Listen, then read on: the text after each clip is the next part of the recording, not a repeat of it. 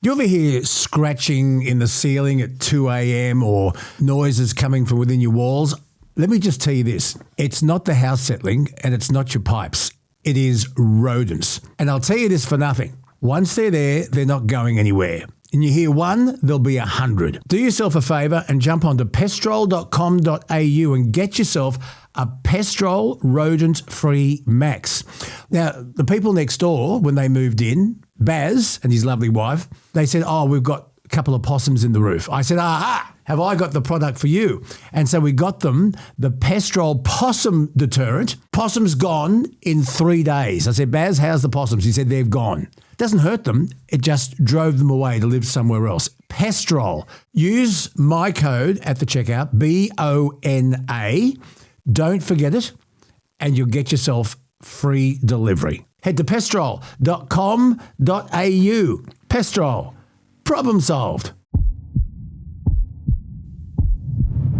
In a world where voices are silenced, please. one man refuses to lie down. It's about how hard you can get hit and keep moving forward. How much you can take and keep moving forward. That's how winning is done. He's been punted not once. 40 years they've been trying. Not twice. You couldn't fire somebody if they were horrible, doing a terrible job. But 3 times. You're fired. He doesn't tell you what to think, but gives you something to think about. Welcome to the Bonafide Podcast with Luke Boner. And he's not here we go. Done. Hold your ears, folks. Yet. It's showtime. Well, g'day and welcome to episode 106 here on the Bonafide Riverside Podcast. Good to have you. What? Bonafide Riverside Podcast. The Bonafide Riverside, but whatever, just keep going. On the Bonafide Podcast, episode 106, the millennial is with me and we're recovering after a big Mother's Day. Did your mum and birthday? Yeah, whatever. How old are you? Sergeant Pepper's Side 2, Track 2. Work it out. The merch store is open, Bonafide Pod, BONAFIDEPOD, bonafidepod.com. Yes. And just remember to follow or subscribe to the show wherever you're listening. It really does help us find new audiences. And, of course, a big thank you to Pestrol sponsoring this episode. Love you long time. We love you, Andrew. Pestrol. Pest control contraptions that really work, 100% natural and money-back guarantee. Do you know what I got Mum for Mother's Day? Yeah. What? A knife. Yes. Yeah. A chef's knife. Because the one that she has been using is always permanently between my shoulder blades. No, the knives that she's had have been around since I was in year 5. The yellow ones? Ridiculous. Yeah. They're Sweetborn. They were mine. Ever. They were mine before I had them way before we got together. Oh, God. And at this point, you cannot sharpen them. They are permanently blunt. And Mum's a very good cook. So I was like, let's get her a proper chef's knife. And that's what we did. Well, she used it last night and she's using it today. Who gave her the cookbook? Well, it's a joint present. Okay, well, you really got me a cookbook. I got to thank you so much. They're winter comfort food recipes, and she's doing your type of recipes. She's doing the sausages with something or other, beans, tomatoes, and cream, and she's doing that today. Okay, so that very much sounds like you, doesn't it? Well, it's so me. So yeah. I want to thank you for what appeared to be a Mother's Day present, but it was really a birthday present, Kelsey, you clever girl. Hey, coming up, we got our man on the inside, David Littleproud, and the latest on the ISIS brides. We'll also look at the Farah by-election. To use David's words, a colossal flogging. One Nation has won the seat of Farah, the federal seat of Farah, formerly Susan Lee's seat. And there's 2 years to go until the next election, so we'll see what happens. But One Nation now saying they are going to go full-strength battle, particularly targeting Western Sydney. And, we'll see what happens, eh? Our resident lawyer, I have him on speed dial, James Glissan. Oh, God. From Poor guy. Glissan and Associates. And we're going to talk about the ISIS brides, but this time from a legal point of view. Exactly legally, what is the process now and how did we get there? It's a fascinating chat. So if you're in doubt as to what's going on there, please stay with us for that. Wonder how many of you have seen Steve Baxter on that Channel 10 TV show, The Shark Tank. He is a fascinating character. Started his career in the army, but he's an innovator. He's a thought provoker. He's an inventor and bloody rich because he invests in very smart products.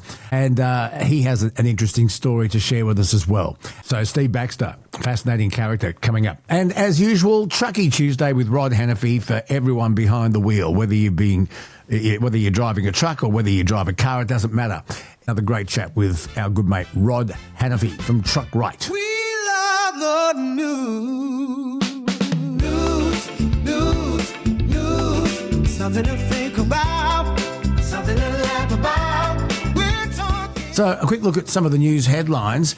You remember the drama surrounding Annika Wells, the sports minister, and the travel rorts? Well, there has been an inquiry, and it turns out that she did, in fact, breach the rules. She was swearing, like anything, that everything she did was within the rules, but apparently it wasn't, and she is now going to have to pay back about $10,000. Mind you, she has spent well over that on what I would call very dodgy travel allowances. And when you think about other politicians that have done similar things, the consequences have been really harsh. I mean, I want to tell you about Barry O'Farrell, who was Premier of New South Wales for a split second, and we're talking about him receiving a $3,000 bottle of Grange. He had to resign over a $3,000 bottle of Grange.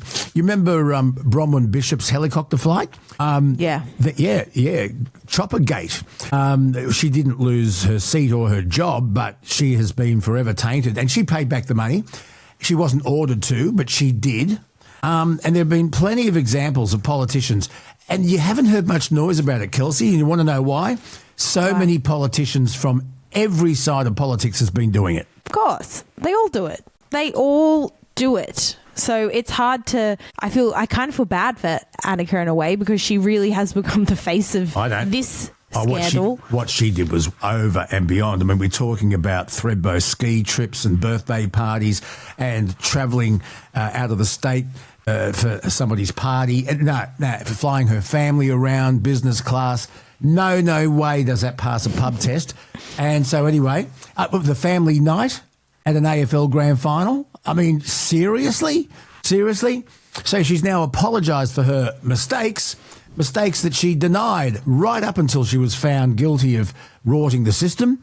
She denied it. I did everything within the guidelines. Well, Annika, you didn't. And I think she should have been sacked. Well, I mean, we don't know the ins and outs of, how... You've read the 296-page document, have you? No, but I know exactly. I know. We all know exactly what she's done, mate. What I'm saying, though, is, when you're in that position, I'm sure, even if anyone that's worked in, payroll or anything before or a big corporate company, when you assign things within, Salesforce, whatever, in the back end of it, things get very, it can get complicated. So I'm not saying I approve it. I'm just saying, I don't know. They all do it. She's paying it back. Let's hope it doesn't happen again. Well, I think the rules have to be changed, Kelsey. Of course they do. They cannot spend that much money. It's ridiculous how much allowance they're allowed to have. Look, you had the Trade Minister and that Labor power broker, Don Farrell. He charged the taxpayer $2,200 to travel to Canberra on the same weekend he attended a wedding. I mean, yeah. There's a long list. There's a long list here. But anyway, hopefully the microscope is well and truly on politicians now, and I think that this all needs to be reviewed because the taxpayers ain't going to wear it anymore. No. What did you make of this?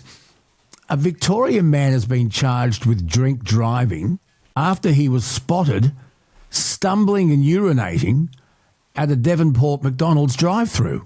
A 49-year-old from Point Cook, and was reported by an off-duty police officer who saw him get out of his car, and he's in the drive-through of Macca's, right? Constable Taylor said McDonald's staff also raised the alarm.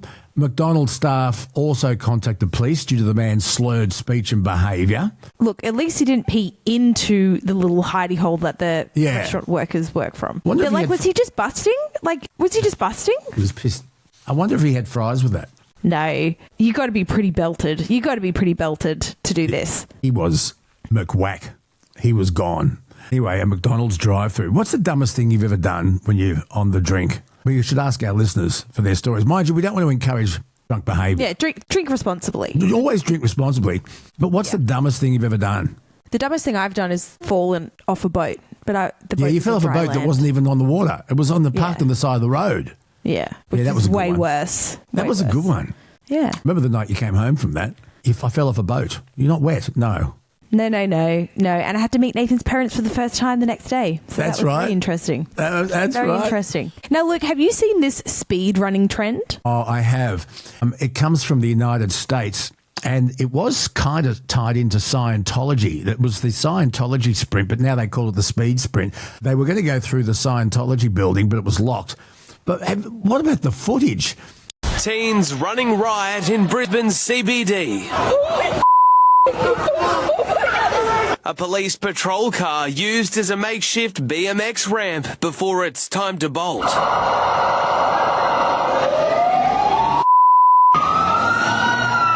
Other teens don't get on top of the patrol car, they jump in, unafraid and flaunting it in front of police on George Street as bystanders captured it on their phones. The chaos began when the group of around 200 tried to storm Brisbane's Church of Scientology. And, I mean, running over Pretty police funny. cars. There was a BMX on top of a police car. Oh, now, yeah. Now, that night, the police didn't make any arrests. At the dropping of this podcast, they've made 2. But surely all the police had to do was go up to somebody who had their face covered with their phones out filming it, grab them and find out who else was responsible. Now, just for the uninitiated, speedrunning is actually a term that's used in the gaming community, and it's what these players do is they're really good at finishing games quickly, so they know all the hacks to get to the last level the fastest, right? So it actually started in video gaming, and then people took it to the real world, and they took it to the churches of Scientology, because as we know, the Church of Scientology is, how would you describe the church? It's very secretive. I cannot believe it's a church. I cannot Yes. believe it's called a church and religion, Yeah. and their income is tax-free. That has Yeah. got me absolutely done. And they are very good at recruiting high-profile people like Tom Cruise and John Travolta and a stack they of don't. them. Yeah, they don't like people leaving the church either. And so young people on TikTok have decided to speed run the Church of Science. And of course it is all to gain virality. That's why they're doing it. But I've got to say, I think this is fantastic citizen journalism, because some of them have made it to like the top levels of the Church of Scientology. It's interesting to see like a little look around what's actually within those hallways, because it is so heavily guarded. And because they get this, I mean, in Brisbane, they had a flock of 200 teenagers, and so it's really hard to stop when you've got 200 people storming a building. It's really hard to stop them, and the chaos kind of allows people to slip through and run through the building. But you know, obviously I don't condone it. You shouldn't be on private property when you're not welcome. Okay, Kelsey, we've got some listener mail. We posted a clip about Thank You Wave Day, asking people for the things that grind their gears, and we've had some feedback. Darren said, as a heavy vehicle driver, it's frustrating when cars cut into my braking space after I leave a safe distance in front of them. Yep. That would be very annoying. Yeah, Chris has said, get your hand off it, the mobile phone. It's amazing how many people still have their phones up to their ear. I know. It's I know. Some amazing, people isn't are it? dumb. I know. And different Chris said, oh God, Luke, where do I start? Okay, standard driving. I wish more drivers were aware of helping long vehicles navigate safely into a lane by giving a quick flash when they are safely passed and all clear to merge. I've never heard of that before. Followed by the truck giving you the thank you left, right, left indicators. Now the tram driver ones. Drivers not getting angry when they aren't let in because of a parked car in the left tram lane isn't ending, mate. Your lane ends you. Should know what that means. You have to give way. Yes. What's it saying there? Yes.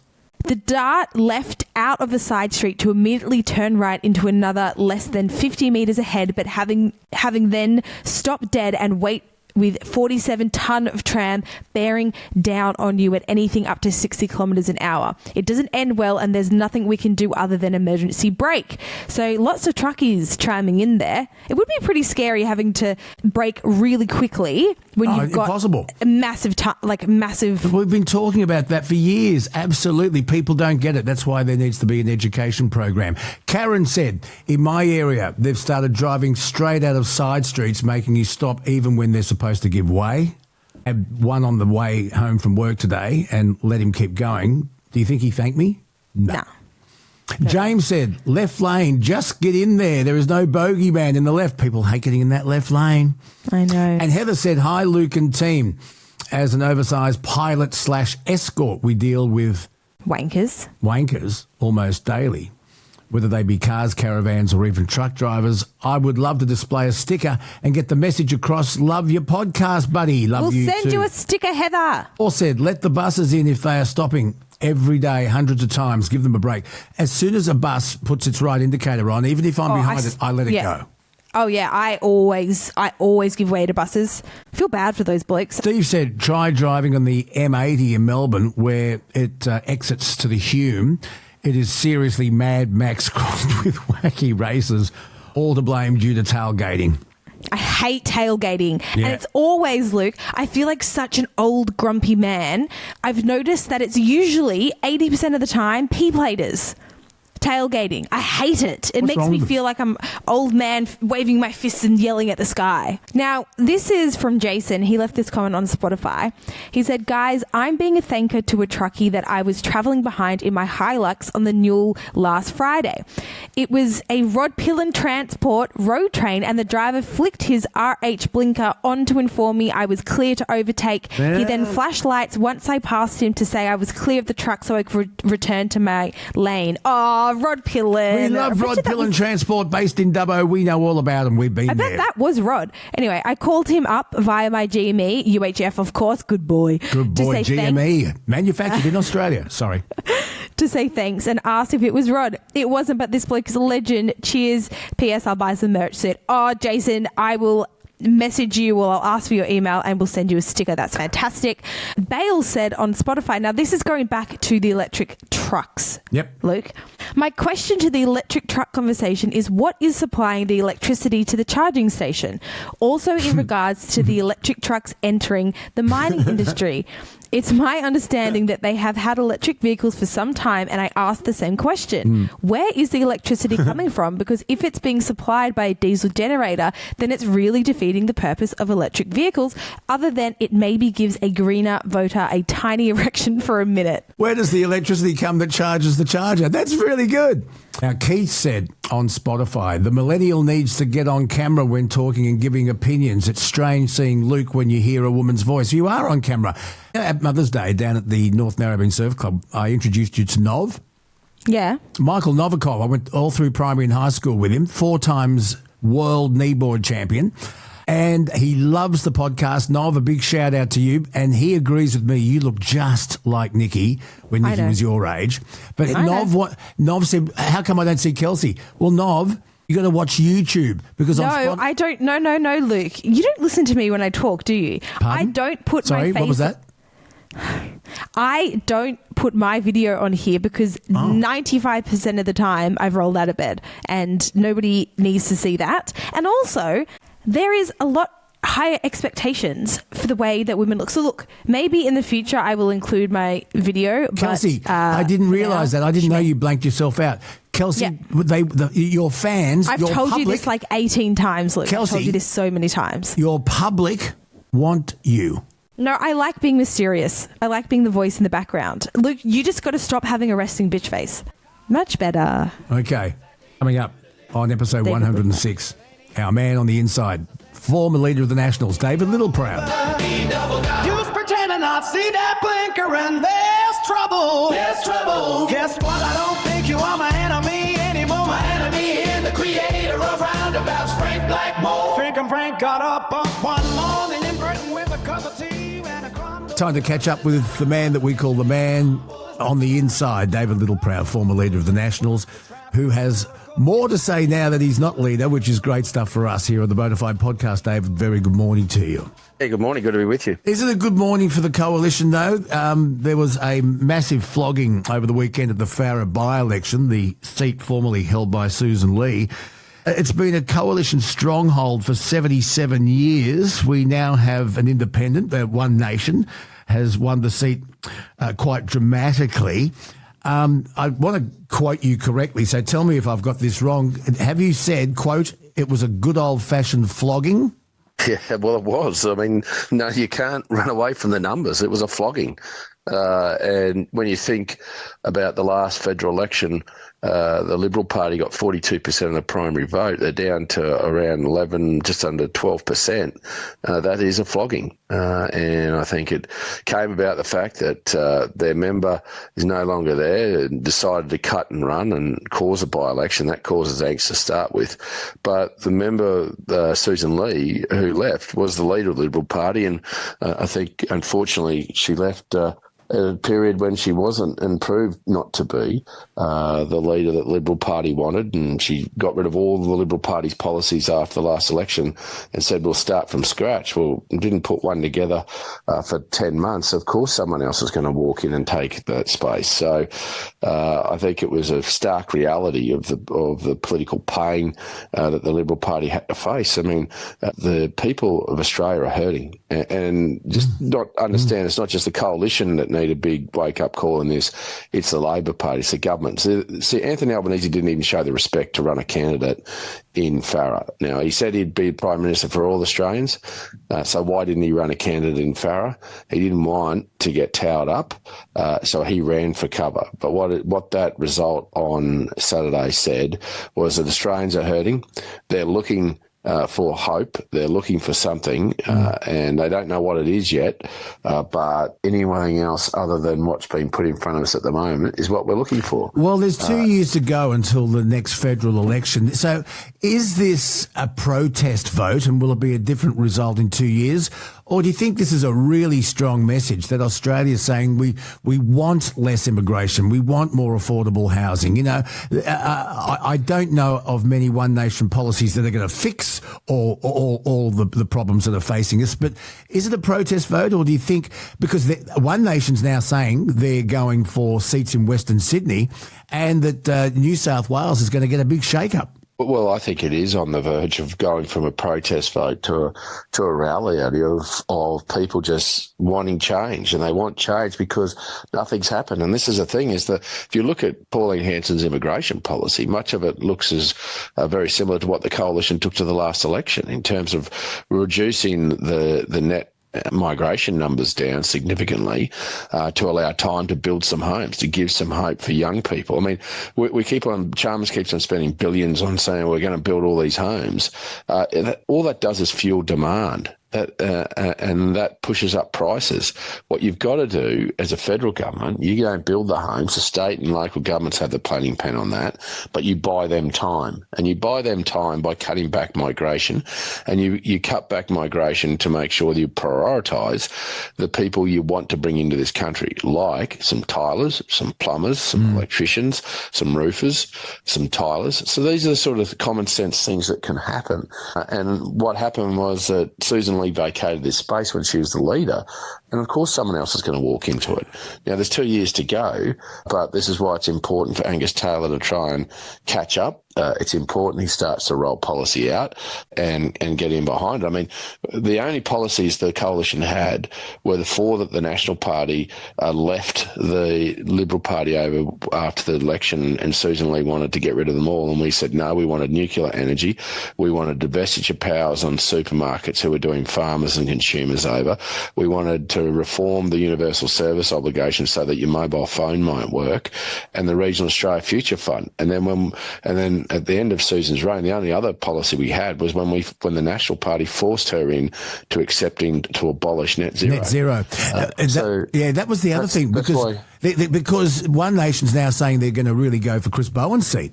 I mean, if you lived in Chris Bowen's seat, you'd have to say he's the architect of all this, of the fact that your bill was meant to go down by $225 last year based off your 2022 bill prices. They went up by $1,300, and that's because the ideology is not meeting the practical reality. Physics and economics is catching up with Chris Bowen and this all-renewable dream that cannot work, cannot run an economy. I mean, you've already forked out close to $8 billion in subsidies to try and give you a rebate on your electricity bill, but you've also forked out at nearly $10 billion in subsidies to Mount Isa, to Tomago, to Gladstone, to Port Pirie, to Whyalla, because heavy industry can't run on renewables and they can't afford to run on those. So to keep those jobs, you are continuing to have to fork out and subsidise and spend a whole lot of money you shouldn't if we had a proper energy grid. And that's why, the Nationals held strong and we forced the Libs into getting rid of net zero and having a proper energy policy. But it took time, and that left Pauline Hanson, who's a consummate politician. She's been there for 30 years. She's cunning as anything. She walked straight in and took over in the space that the coalition vacated after the last election. And that's smart. So what the coalition's got to do is get back to its values, its principles, put these policies out and start to give people hope that we can turn this around. But there's a big message in this for Anthony Albanese as well. I've had a very interesting chat with lawyer James Gillan about the legalities surrounding the ISIS brides.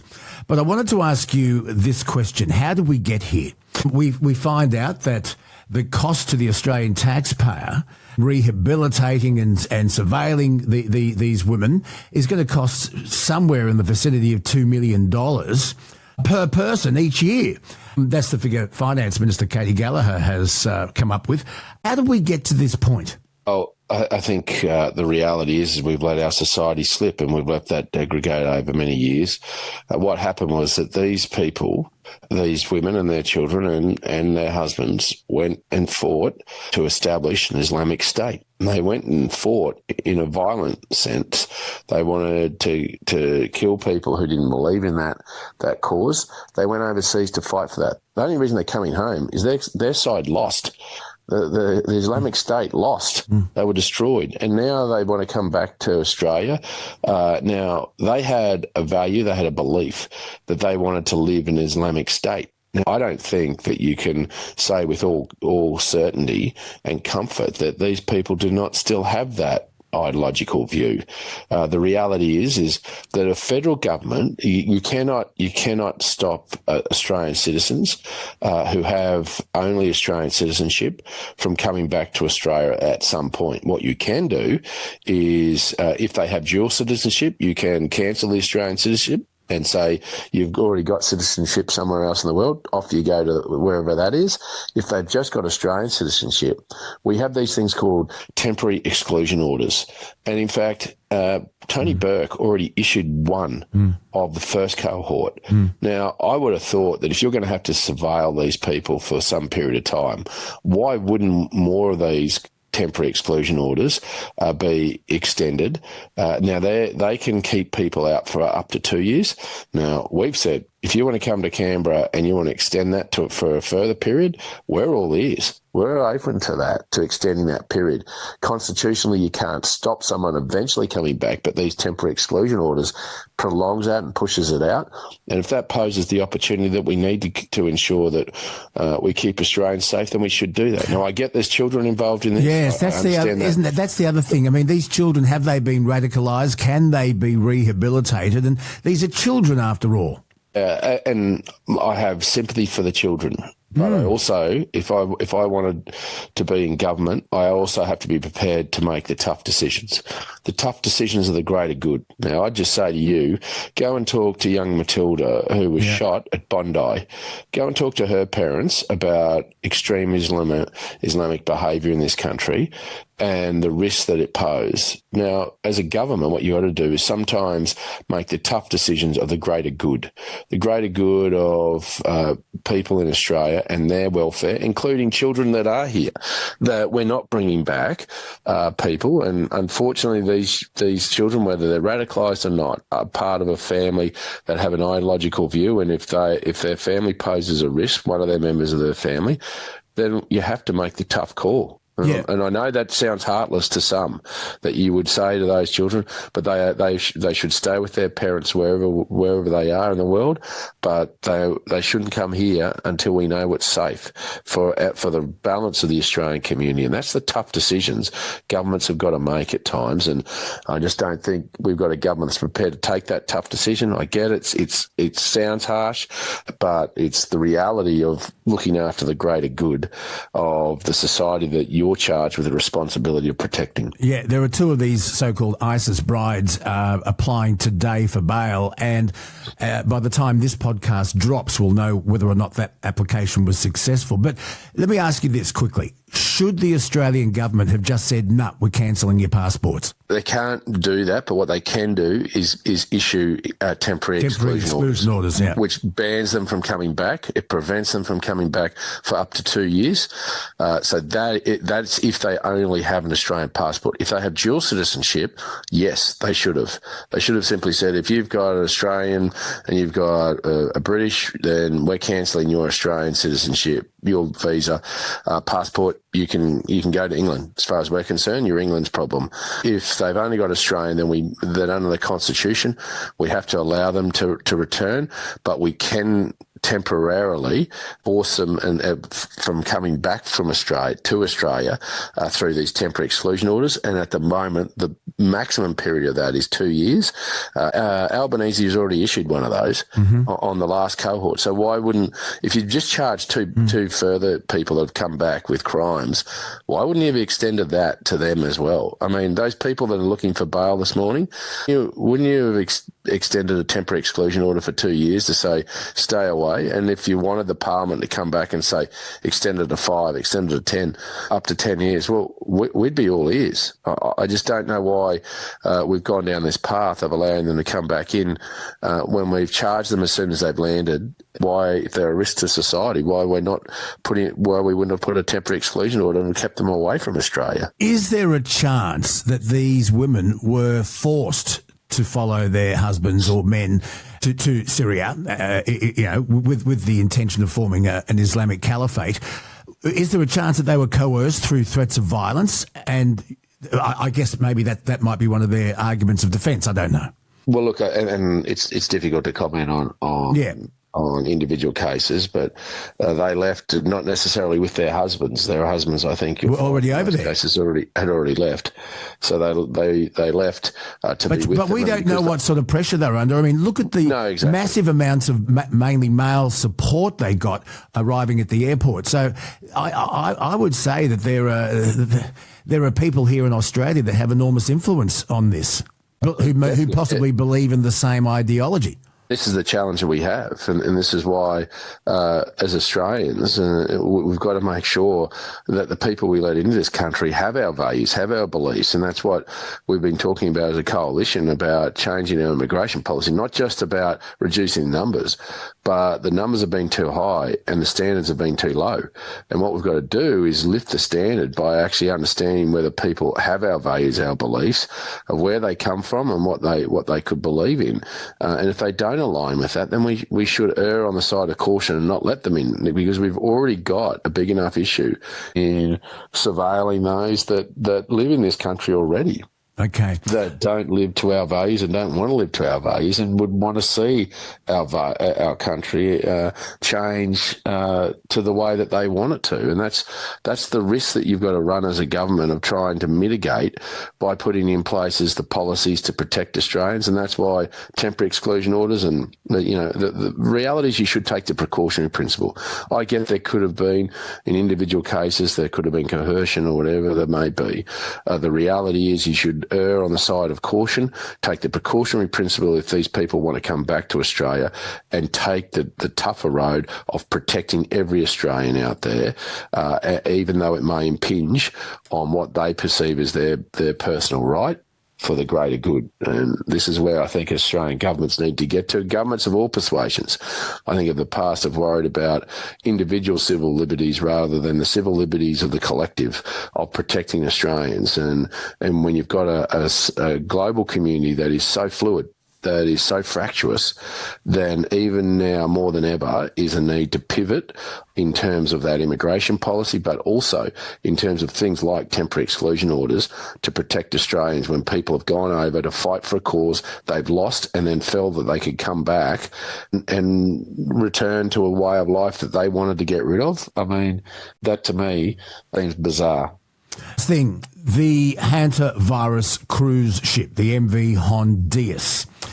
4 Australian citizens and 1 permanent resident were aboard that ship, and I understand there's a repatriation plane arranging to bring these Australians home. I think they're arriving in Perth tomorrow. How prepared are our health authorities for all of this? Because we were caught, weren't we, with COVID. We allowed aeroplanes to come into Australia with people carrying the virus. We were sort of playing catch-up all the way through that. What do you know of this hantavirus and the Australians coming back?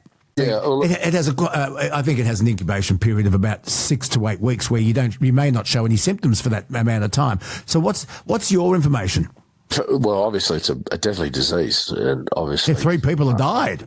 Exactly, and it's caused from poor hygiene and rodents and the like. But the reality is these Australians are probably, when they get back, from what I understand, they've been tested. They're negative at the moment, but there is an incubation period.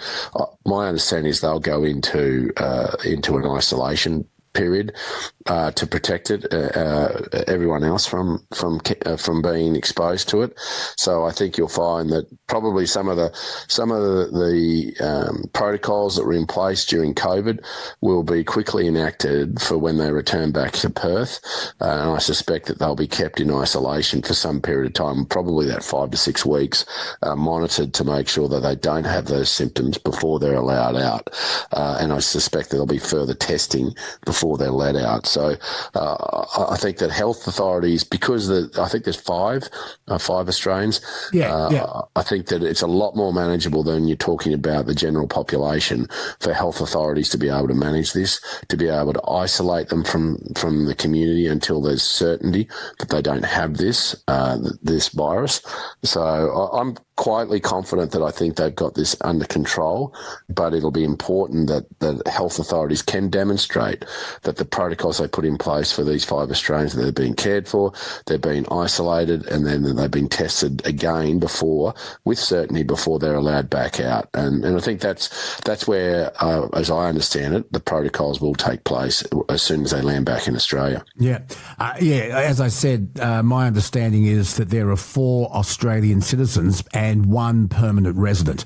But there are also some New Zealand nationals who are amongst the passengers. So it's going to be interesting to see how our health authorities deal with this, because we don't want another COVID outbreak and stop the world, and No, exactly, and the pain. But there's always going to be viruses. Viruses are a tricky thing. They just keep reinventing themselves. We're never going to be free of viruses.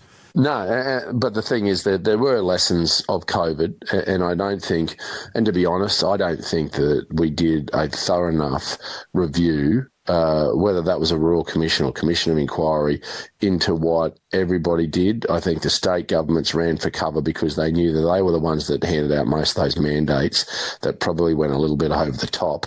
So I don't think we actually did a proper review of what happened in COVID, but I think we have got the corporate knowledge there at the moment, and it is important we understand and learn from these outbreaks, so that we're prepared for the next one, because you're right, Luke, they're going to come again, and we have to be smart enough to be prepared and to learn from what we did well, but what we also did poorly into the future.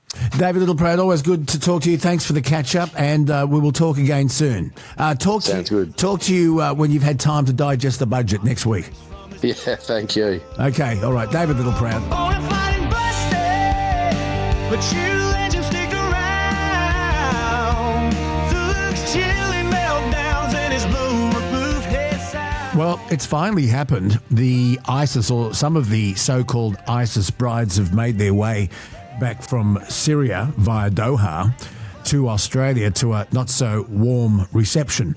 As we all expected, there were arrests and charges being laid, and we're going to go through that today. And then I also, if we have time, want to talk to James Glissan about our hate laws and hate speech laws, when we heard during the week that a man was charged after wearing a T-shirt with a Schwartz sticker on it while standing outside the Royal Commission on Anti-Semitism and Social Cohesion. What this man had on his T-shirt, I think, put a massive target on him. And he said, I was just there buying a cup of coffee, minding my own business, when he clearly, in my opinion, wasn't. But we'll get to that if time permits. It may actually be another complete podcast with James, because there's a fair bit to that. But let's talk about the ISIS bride. So here we are. We have women linked to ISIS facing a number of terrorism charges. Others are accused of slavery offences after they've returned back to Australia. The women were arrested at Sydney and Melbourne airports 2 weeks after they left a refugee camp in Syria. The women are allegedly part of a group with links to the collapsed Islamic State and spent more than 6 years in refugee camps. Now, crimes against humanity, you'll hear that. Slavery-related crimes. Maximum penalty for these offences each carry, according to the AFP, a maximum sentence of 25 years in prison. A 32-year-old woman was arrested in Sydney and is expected to be charged with entering or remaining a declared area, in other words, a forbidden foreign war zone, and being a member of a terrorist organisation. Now, there are also little children involved in all of this. I understand those women who have been charged, their children have been taken away and will be placed in care. I also understand that it's up to the states as to how they go about rehabilitation and de-radicalisation, if I could use that term, or indeed to process if these kids are indeed radicalised, and if so, how much, and what are their chances of rehabilitation. There's so much to this. And James Glissan, who has been on the podcast before, is a great legal brain and spent 3 years as a uniformed police officer, became a DPP, a prosecutor, and now is a defence lawyer with Glissan and Associates law firm. And I love James because he takes the emotion out of all of this. There's emotion involved in a lot of these cases, but what we need to do is look at the law and how the law applies and will be duly affected. He joins me again. G'day, buddy. G'day, mate. How are you? I'm very, very well. I wanted to talk about the ISIS brides because that's the news that's fresh at the moment, and there's going to be a lot of discussion about this for a long, long time to come. In fact, since an investigation took place, which started in 2015, there's been all sorts of speculation as to whether or not these women have a right to come back to Australia, a human right to come back to Australia, if indeed they are Australian citizens, what happens to the children, and the moral issue of the whole thing. We, and you do this brilliantly, you take all that emotion away and talk about the law, and that's what we're going to do again today. So thank you. No, more than happy to come back on. Okay, so James, let's talk about this. What's happened so far? Well, where we're at the moment is we've had these individuals brought back onshore, and there's been a series of legal actions that have taken place. So most of these offences are sitting within the Commonwealth offence ambit. So we're talking about, crimes against humanity, the same instrument that Ben Robert-Smith was charged under. Okay.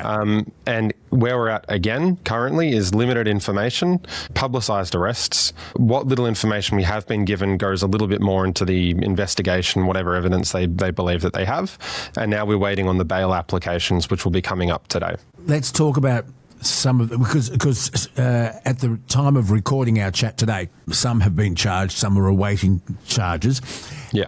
It was knowledgeable to me and everybody else that these women were going to be facing charges. The government said that they'll be facing the full force of the law, quote unquote, when they arrive back in Australia. So these women knew that they were probably going to be arrested by the AFP on arrival back into Australia. So let's talk about some of these allegations, and essentially that someone has travelled or has chosen to remain in an ISIS-controlled territory. Yes. Now, tell us about that offence. That offence is really very straightforward. The offence is made out by somebody travelling to or remaining in that territory. That's it. So it's one of the more straightforward, broader offences that can be charged. And we actually have an example of this that occurred only a few years back. Which is was this Mariam Rad? Mariam Rad, that's exactly right. So same sort of thing. She was charged under the declared area laws. Now, the difference is that she pleaded guilty. And that all seems relatively straightforward, except for the fact, and this is something people may not be aware of, even though she pled guilty to the offence as charged, the sentence was a non-conviction. So that essentially means that they found guilt, that it actually occurred, but that it didn't merit a conviction or any form of punishment. And that's the problem when you're dealing with broad sweeping offences. It's very hard for the court to be able to say, well, yes, it's a serious offence, but you need some form of punishment when the action is just being there.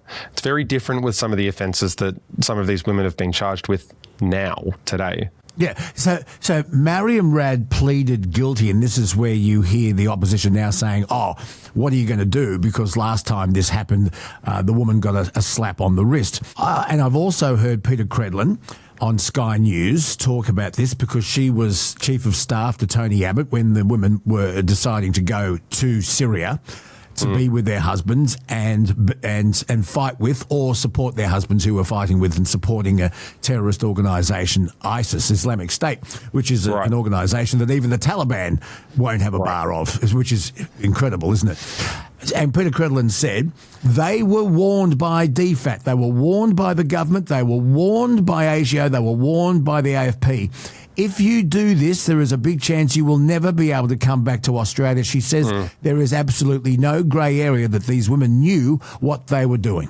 Yeah. Did they?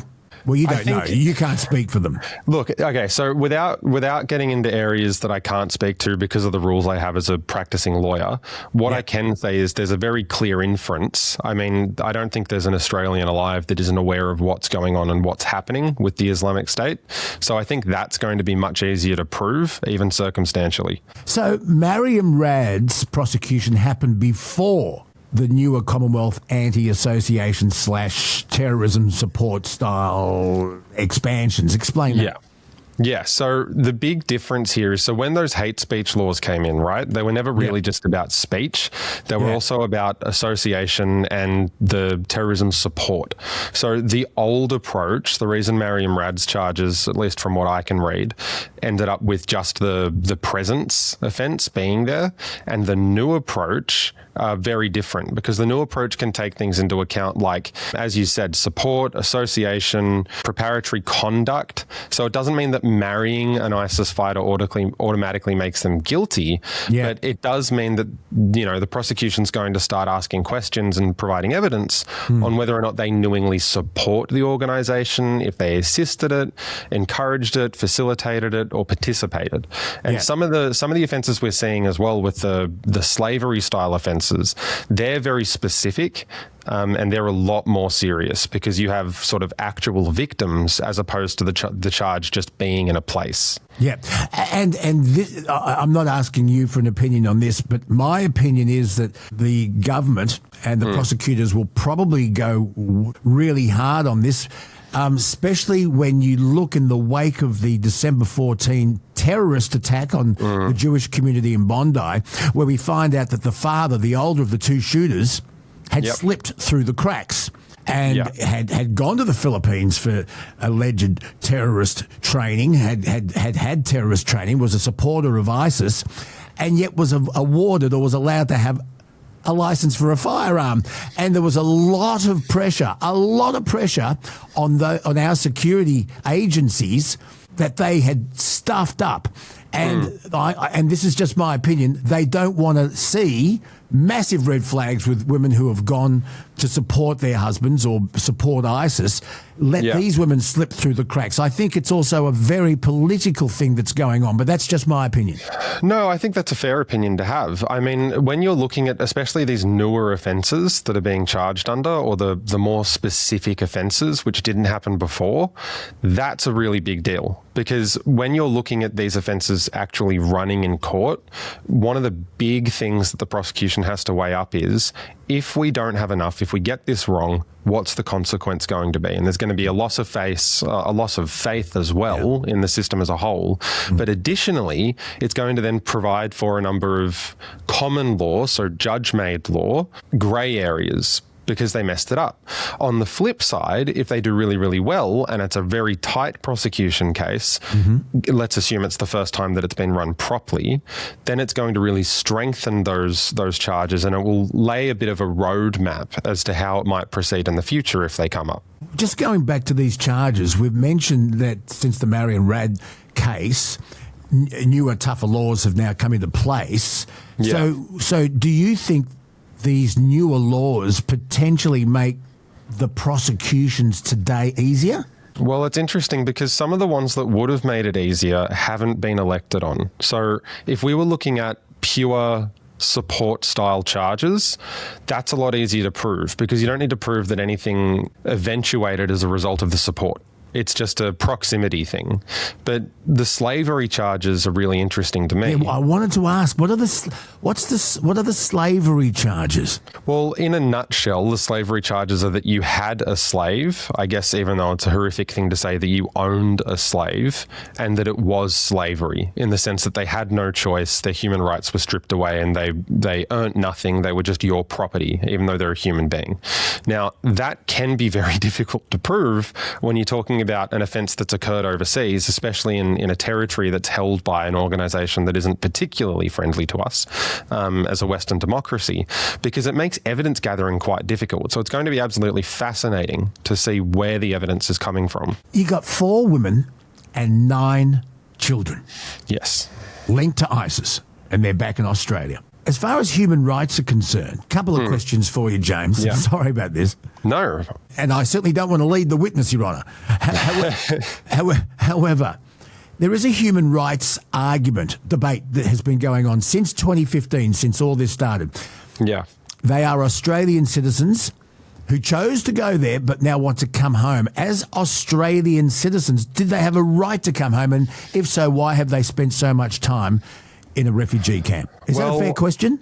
It's a very fair question. I think it's a question a lot of people have on their mind, and they sort of end in one of two camps. And I can answer this in a way that makes sense to both. So in terms of rights, Australian rights to come back doesn't exist. There's no express right that people are allowed to come back. In fact, we have very few express rights in our constitution, the federal constitution. Practically, however, from, my old enforcement and prosecuting point of view, there may be some benefit in bringing them back. There's a risk if they're not dealt with appropriately and if they're not vetted properly, because the risk is then they're in the community and we don't want another Bondi-style attack. But there is a benefit too in the sense that the Australian law can now take effect against them. So when you're talking about bringing people back, and clearly there's an understanding that the prosecution has enough evidence for a charge at least, then we can bring them back and we kind of avoid the extradition headache, especially with a state like the Islamic State that is not going to send people back. But if the AFP have been following this closely and building a case since 2015, yes, they obviously are confident enough to have charges as soon as they landed back in Australia. Yeah. Why then didn't the Commonwealth, who has these powers, just cancel their passports? It's a good question. I mean, the real argument that I've seen and the point of views that I've seen about, these rights that don't exist but bringing them back is that the children shouldn't have to suffer. I think it's a very tricky argument to justify because, yes, you have on the one hand the risk, because none of this is taken as granted. You have the risk of, children suffering, bad environment, and I think that's fairly made out from what we've seen. But you also have the broader risk to the community of bringing people into the country if they're not being monitored properly and at what cost, when we already have a large issue at the moment with anti-Semitic behaviour. I mean, we have a royal commission about it at the moment for a reason. So it's a real weighing of the odds. And I think it's perhaps too narrow to simply say, oh, well, it's a human right, they should be able to come back. It's far more complicated than that. And I think there's been a lot of criticism about immigration policy generally. This is a real aberration. It's something that isn't very common. So it needs real scrutiny. So it's very complicated and it is an emotional issue. And this is not a question you probably have a personal... If you and I were having a lovely little glass of red talking about this without a microphone, I know I'd get your opinion. But are these young children radicalised? How do you find out? And how do you rehabilitate? Yeah. And that's probably a question I should ask our resident prominent child psychologist, Dr. Michael Carr-Gregg, on how do you get inside a child's head and find out what's going on and is it fixable? And my understanding is that if these children are relocated somewhere, it's up to the states as to how that rehabilitation or de-radicalisation takes place. Yeah, that's right. Yeah. So that's not a Commonwealth thing. That's a state-based thing. That's what I thought. That's what I thought. I can speak to how the courts may deal with that in some respects, right? So there's a really interesting intersection here because everybody's aware of the Children's Court and the issues that have been going on, especially in Queensland with youth crime. I'm not suggesting that the kids that have come back to Australia are going to commit crime, but one of the bigger areas that the children's jurisdiction deals with is care and how care is to be assessed, where they're to go, how they're to be looked after, what's appropriate. Now, one of the big issues that we're going to have here is this is a relatively unique situation. It's not entirely unique, but it's unusual. And there are real risks, especially with the way in which, I guess, what do they call it? Local radicalisation can occur through the internet of continued contact. So even if there's a process of, quote unquote, de-radicalisation, I don't think that's going to be the flowery process that some people believe it's going to be. I think it's going to be quite invasive. And then there are questions as to how these kids' rights are going to be addressed from the domestic side, not just getting them back, but how then we approach it and deal with it. And when you look at the now very public footage, the media, massive scrum, and of course there was a media scrum. We've known them. We've known exactly what flight, what time, and when they were arriving back for a long time now. So of course the media were waiting, and it is a story of enormous public interest. Totally get that. But there was also a large group of men who were protecting and ushering some of these women into vans, and they were pushing the media, which happens. I understand from watching and listening to media today that offensive and misogynistic things were yelled and spoken to female journalists. One journalist alleges she was punched in the stomach by one of these men. So surely our security agencies have been watching who those men are as well. Look, you'd hope so, but I think it speaks to a much bigger issue even than that, even though that is a large issue. And that's that we had plenty of notice. This was organised by the government and enforcement agencies. There must have been some intel with respect as to who was going to be there. Our intelligence is actually quite good, despite the issues that have been raised in the Royal Commission. When it comes to local intelligence for this sort of public order style of issue with a large scrum of men, that's something we're pretty good at dealing with, at least in New South Wales. The real question to me is, how is this not managed better in the sense of more of a police presence, more calm and orderly processing. When we knew that this was going to occur, we know it's a hot button topic. It's been in the media for at least a week. And even if it weren't men who appear to be supporters or at least known to the women that have come back and the children that have come back, equally there may well have been a big, vigilante push and a lot of people who are very unhappy with them being back. We've seen what happened in situations like the Cronulla riot when those two groups meet. It's not pretty, and there's a huge issue to public safety. So I was really surprised this morning when I saw that it was managed perhaps less than stellar. Yeah, and once again, a bit like the very public arrest of Ben Roberts-Smith, the AFP has a narrative to put before the public to take control of that narrative, but also it's enormous public interest, and the AFP, and I think it was the head of the AFP, Stephen Nutt, N-U-T-T, that did the talking, outlined the charges, outlined a possible outcome and what the maximum sentence would be if found guilty. And I get that. The media was alerted because it stops, or it helps stop all the hearsay and I bet this happened, and all the internet experts getting on their keyboards and putting that forward. So charges have been laid, maybe more to come, and we can't talk about innocence or guilt. In fact, that's not your go. Yeah. We're talking about the law. However, could it be argued that these women will say, because of the oppressive nature of Islamic State, ISIS, I had no choice. I had to go. I was forced to, even though their husbands were already there. If you look at the throng of male supporters at the airport, maybe they can argue I was under pressure to go to Syria and support my husband who's fighting for ISIS. Otherwise, my life may have been in danger. I don't know. Could that be argued? Absolutely. The coercion aspect is something that was prominent in my mind. One of the other aspects is, of course, there's been a big focus for a long time now on domestic violence, and that including coercion. So that's something that is capable of being raised. But the broader issue is, even if that falls away because the prosecution can establish that, no, you went over there voluntarily, there was no pressure, and they may be able to do that through messages, internet, whatever. But it doesn't prevent these slavery charges from potentially falling away for the same reason, because who is going to be able, from the prosecution side, to refute that evidence if it's put forward? If the women who've been charged with the slavery offences say, it wasn't me, it was my husband or whoever they were living with, I didn't have a choice, I didn't like it, I didn't want anything to do with it, you need evidence to push back on that. Otherwise, there is a reasonable doubt that's created. So procedurally and tactically, that is a really big hurdle that is going to have to be overcome. Another hypothetical. Some people would argue that leaving these women, remember there are children involved, leaving these women and their children in a refugee camp in Syria was a much worse punishment than allowing them to come back to Australia. So there's that debate going on as well.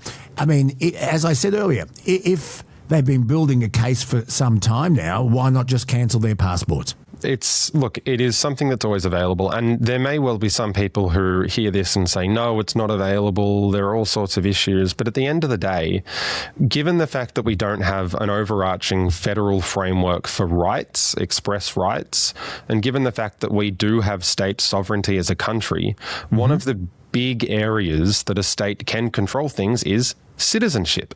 And we've seen that in other countries that do have express charters of rights, like the US, where there's suspected treason or there's suspected issues relating to national intelligence.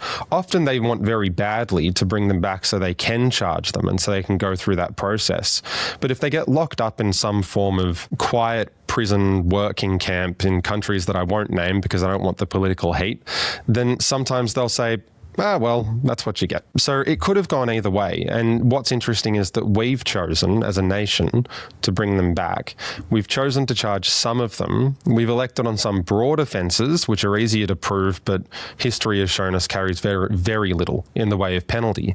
But now we've also gone down the more express charges with higher penalties, but a much higher burden of proof. So it'll be very interesting to see how it's managed. I can only hope that all of that was taken into account when the decision was made. But the AFP doesn't want to lose more face. Surely they wouldn't bring about these very serious charges unless they thought they had a 99% chance of getting these charges across the line. The way that's assessed is really interesting. So the way it's assessed almost naturally is based on the evidence that the police or that the prosecution has. So they say, based on all of our evidence, we believe that there is a high likelihood that the charge is going to be made out and that there will then be some form of punishment. But you can never take into account what the potential defence evidence might be or what the potential defence case might be. And, you know, I know that the Ben Roberts-Smith case, it's not fallen out of favour, but it's not as much in the headlines as it used to be. One of the last things that was raised properly is this motion that was put forward or application that he was never going to get a fair trial. There is nothing to me that suggests that that same application can't be made for these women. In fairness, it's very possible. I mean, everybody's aware of the Islamic State. Everybody has views on terrorism. What's going to be really interesting is how those applications are dealt with if one gets up and the other doesn't. So I think there's a real risk now because you've got two totally opposite sides of these charges. One where you've got pro-terrorism charges, one where you've got, you know, somebody who was sent over there to deal with terrorists but has been charged anyway under a different section. That has now created a real political issue outside of the legal issue where there's a real pull in both directions. And no matter which way it goes, there's going to be a real issue with community tension. Or when this does go to trial, how will it be tried? Will it be a jury? I can only imagine so. The only way it wouldn't be a jury is if the defendants elected and pushed very hard for a judge-alone trial. Maybe they will do that. It's a tactical decision, but they have a right to a jury trial for these sorts of things. Like Ben Roberts-Smith, everyone said, oh, why isn't it a military trial? And you've explained that in our previous chat. Yeah, same thing. And actually, that's a brilliant point to bring up because it really emphasises the point of the Ben Roberts-Smith, why it's in the civilian system, not the military one. It's an offence against the Commonwealth. So that's why both of these, even they're on totally different sides of the spectrum, have ended in the same jurisdiction. Yeah. What will happen to these children?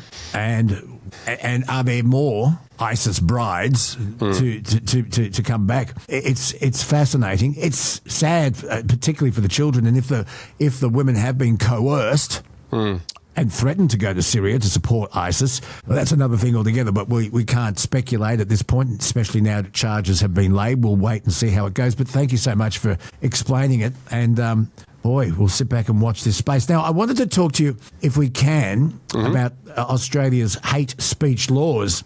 There was a man who has been charged after wearing a T-shirt with a Schwartz sticker on it, and he was standing outside the Royal Commission on Anti-Semitism and Social Cohesion in Sydney this week. The police approached this man, it was about 11 a.m, after he was seen loitering near the venue wearing a white shirt emblazoned with a blue Schwartz sticker with the Star of David inside. Now, it had a slogan on it, James Glissan. Yeah, and the I know slogan what it was. said, let me just, for my listeners, just remind them. Go for it. It said, anti-Semitism, proud to be accused, speak up. Yeah. So, what do you make of all that? I mean, I would hate to have that as a case of my own and to try and run a not guilty plea, because I don't want to say it's cut and shut, but there is an awful lot of circumstantial evidence in and of itself to go to intent. It's interesting to look at the offences that have actually been elected on. So the ones that have been at least reported as the charges that have been laid are the offensive conduct charge, which is generally quite easy to make out, and publicly displaying a prohibited Nazi symbol, which in the circumstances may well be easy to make out. Now, what's really interesting is that when you're looking at these types of offences, especially for people who aren't familiar with the offensive conduct charges, that's where police are saying, well, this has crossed the line from being a form of political expression and into an actual criminal offence. But the Schwartz sticker is a hate symbol. It is a hate symbol, and this is one of the really interesting things, right? So when you're looking at the offences that were very recently brought in, were very controversial when it comes to the Commonwealth offences of displaying the symbols, they weren't elected on. They weren't the charges that were followed. Having been someone who was a prosecutor and had to make, and even a police officer, and had to make the initial decision of what you charge with, it really, from experience, boils down to two very simple issues. The first is, is there enough evidence to make out the charge? That's relatively straightforward. The second is the prospects of conviction. So making sure that the evidence is strong enough that you can justify bringing the charge because it's likely to have a conviction. Going with the offensive conduct charge is a no-brainer because it's so easy to prove. In terms of there aren't many complex elements. There's only 2 or 3. It's did you show it? Is it reasonable to suspect that it was offensive? And then especially when you look at the wording of the shirt, that's relatively easy to make out. That's not even taking into account where he was found, right? Which is outside the Royal Commission into anti-Semitism. There's 2 ways of looking at that. I'm not going to say which is preferable. The first is that it's just efficient policing because it's more likely to get up. It's harder to disprove, and it should just be quicker. The second is that there's not much faith in the new charges, the Commonwealth charges, because they are quite fresh. I think it could go both ways. So in terms of the reasoning for it. Now, when you look at the hate speech aspect of it, in terms of the shift that we're looking at, we've moved from just looking at offensive conduct, which is about conduct that has occurred, very easy to prove in terms of a chronology, and we've moved into a focus on proving extremist intent and the more public act of displaying the symbol. So it's a complex little thing because while the charges are simple, it's really interesting to see, well, why have we elected on these ones in particular? But then people say, what happened to free speech? And this is where these new hate laws are really ambiguous because is there such thing as free speech? Now, can I just give you another example, James Glissan? Yeah, please. And I had a lot to say about this on Channel 7 Sunrise last Tuesday. I saw it. Okay. The Sydney Lord Mayor, Clover Moore, ordered an event. It was entitled, Why Is It Right to Say Globalise the Intifada? That meeting was cancelled. It was going to be held in the council-owned building. Organisers said that the event, which was scheduled last Tuesday night, so I'm talking about it on the day it was cancelled, whilst I do believe strongly in free speech, I thought it was highly inappropriate. Not that you should ban booing on an Anzac Day. Booing is inappropriate. Yes. Because it was booing the welcome to country, where a lot of Australians feel they don't need to be welcomed to their own country. Okay, it was to me, as a huge supporter of Anzac Day and all that it holds, it was offensive. But should it be outlawed? Now, and I thought it was inappropriate because it was right on the eve of this Royal Commission, and in my opinion, the Jewish community see the chant or the words globalise the Intifada as an aggressive act of hatred. Yeah. And it was chanted at that huge pro-Palestinian organisation rally at the Opera House that night, where the only person who was moved on was a Jewish man with the Israeli flag. He was told to move on. Why? Because the police couldn't guarantee his safety. Yeah. But they were chanting "Globalise the Intifada." We saw the Grace Tame thing at another protest, and in my opinion, the Jewish community, and especially since December 14 Bondi, they see "Globalise the Intifada" as an aggressive example of hate speech. So that's why I took exception to it on Tuesday. Now, is "Globalise the Intifada"? How does that fall under our hate speech laws? Well, without trying to sit on the fence, and I won't sit on the fence, realistically it is capable of being an offence under the Commonwealth framework. Now, the reason I say that is it can show support for terrorist networks. I'm also going to say, whilst they were chanting "Globalise the Intifada" at the Opera House, they were also saying, "Where are the Jews? Where are the Jews?" You could clearly hear people saying, "Gas all Jews, gas all Jews." At this pro-Palestinian protest at the Sydney Opera House, you could hear it. Yeah. That alongside with "Globalise the Intifada." Do you see where I'm going? I do. I think most people do, to be honest with you. And when you look at the way that the laws have been drafted, these hate speech laws and the association laws, the support laws have been drafted, it could easily fall squarely within that conduct. Squarely. Now, you talk about the free speech aspect. Yes. We'll break it into 2 categories, right? You have freedom of, as a concept, not as a right. You have freedom of expression when it comes to your views, your political views. There's an implied right there. It doesn't mean what people think it does. That's one thing.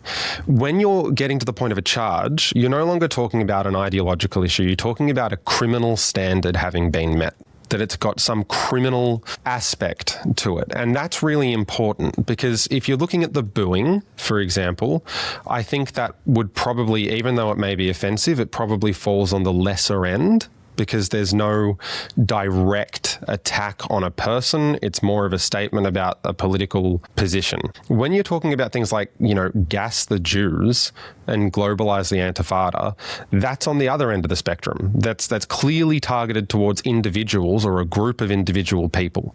And that's where the hate speech laws can have effect. Very, very quickly on speech, because this is so important for people to understand, and there's a real lack of understanding around it.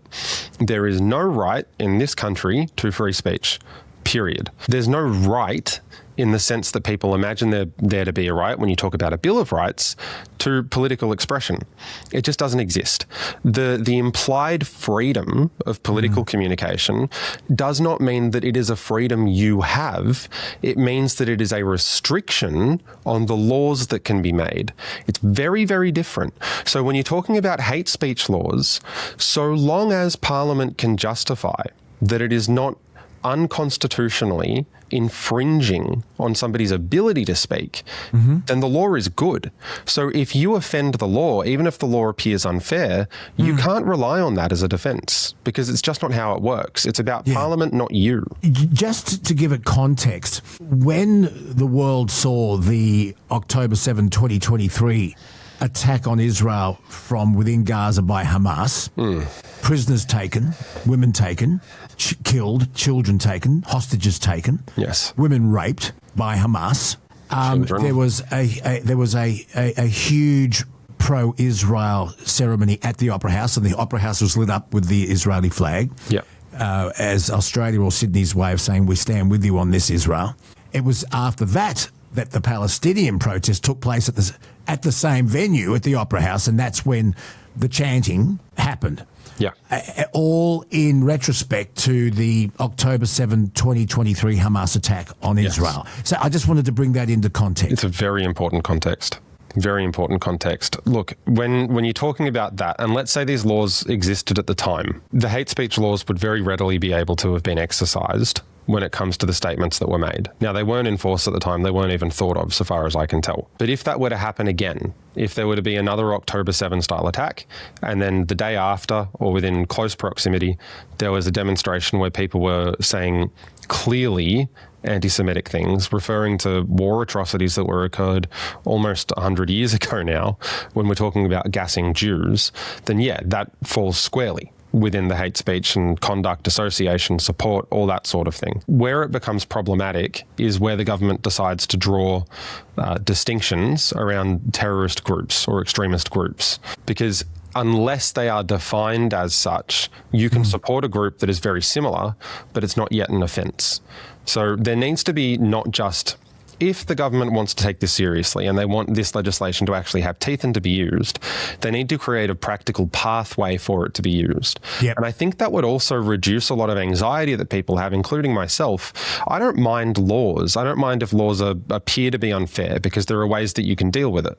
What I don't like are ambiguous laws, because then you don't know where you stand, and it doesn't accord with the rule of law at all, which is what all of our system is based on. So it's problematic, to say the least. Let me ask you this. Do we here in Australia have free speech? No. And how free is it? We don't have free speech. We do not have it. We do not have it. Why don't we have it? There is no right to it. So when you're looking at the greatest example, the easiest example, because everybody's familiar with it, is the Federal Bill of Rights in the US, right? That sits above the lawmakers. So it overrides laws that infringe upon it or are in opposition to it. We don't have that. We have very, very few express rights, and there's been a real concerning shift lately with respect to how they're being dealt with. One of them, which is the one that comes to free speech, is this implied freedom of political communication. So already it's not a right because it's not express and it doesn't apply to people. It's not a positive right, which means that you own it. It's a negative right, meaning it prevents something from affecting you. That's not a right when people talk about rights. And when you're looking at speech, and freedom of speech doesn't mean freedom from consequence. There are still offences in the US where you can suffer consequences from it. It just means that the government has a very, almost extremely high barrier to come across to criminalise types of speech. So in terms of a freedom to speak without criminal effect for an opinion, no, we don't have it. And this, I promise it's related. One of the express rights we do have is right to essentially a fair price for your land, your property, if it's taken by the government. It's called compulsory acquisition. Usually happens when they're trying to build highways. I watched The Castle. I'm an expert. Okay, great, brilliant. Yeah, Do you know it's I've the never vibe. seen it? I've never seen The Castle. You're kidding. I'm not kidding. Oh, James Glissan, please. I will. I promise I'll watch it. I'll watch it before our next one. But okay. On just terms. On just terms. Okay, great. I sound like Charles Bud Tingwell now.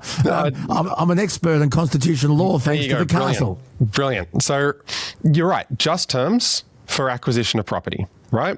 What's happening in Victoria is a little bit concerning when you're talking about the farmers fight back, because they appear to have found a workaround for that. Now, they still have to be provided money or some sort of compensation for the property, but just terms does not necessarily mean market value.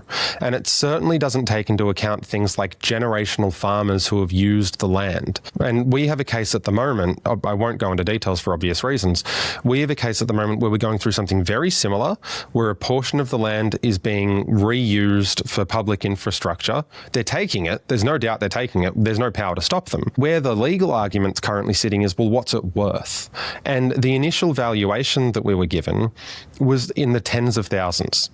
Now, for any piece of land in New South Wales, that's obviously just completely unequitable or inequitable. But now we have to go through a whole process where we argue about, well, what's it actually worth? How do we figure it out? And Victoria seems to have found some form of way around that. Now, the reason that that's important, and it comes back to free speech, is that this idea of speech is just ordinary legislation. Ordinary legislation with an implied right stacked on top that doesn't belong to you, it belongs to the government. Ordinary rights contained in ordinary legislation are capable of being changed or whittled down by ordinary legislation. So there is no express protection. And it's really important to me that people understand that, because otherwise you get this false sense of security and you just don't have it. Yeah. You can, but you don't have it now. James Glissan and Associates, thank you again so much. We could talk for hours on this. We could. And it's important because it affects all of us. It's our constitution. Yeah. And it's our rights that we think we have that we probably don't. Yeah. Everyone says, haven't you heard of free speech? Well, guess what? Don't have it. You don't have it. You can say what you want, but there are going to be consequences. Yeah, it's very important to me. So anytime you want to talk about it, you just let me know. Well, I'm going to get you back on again soon. It's always so educational, and thank you so much again, James. Thank you. I appreciate it. I'll see you next time. James Glissan.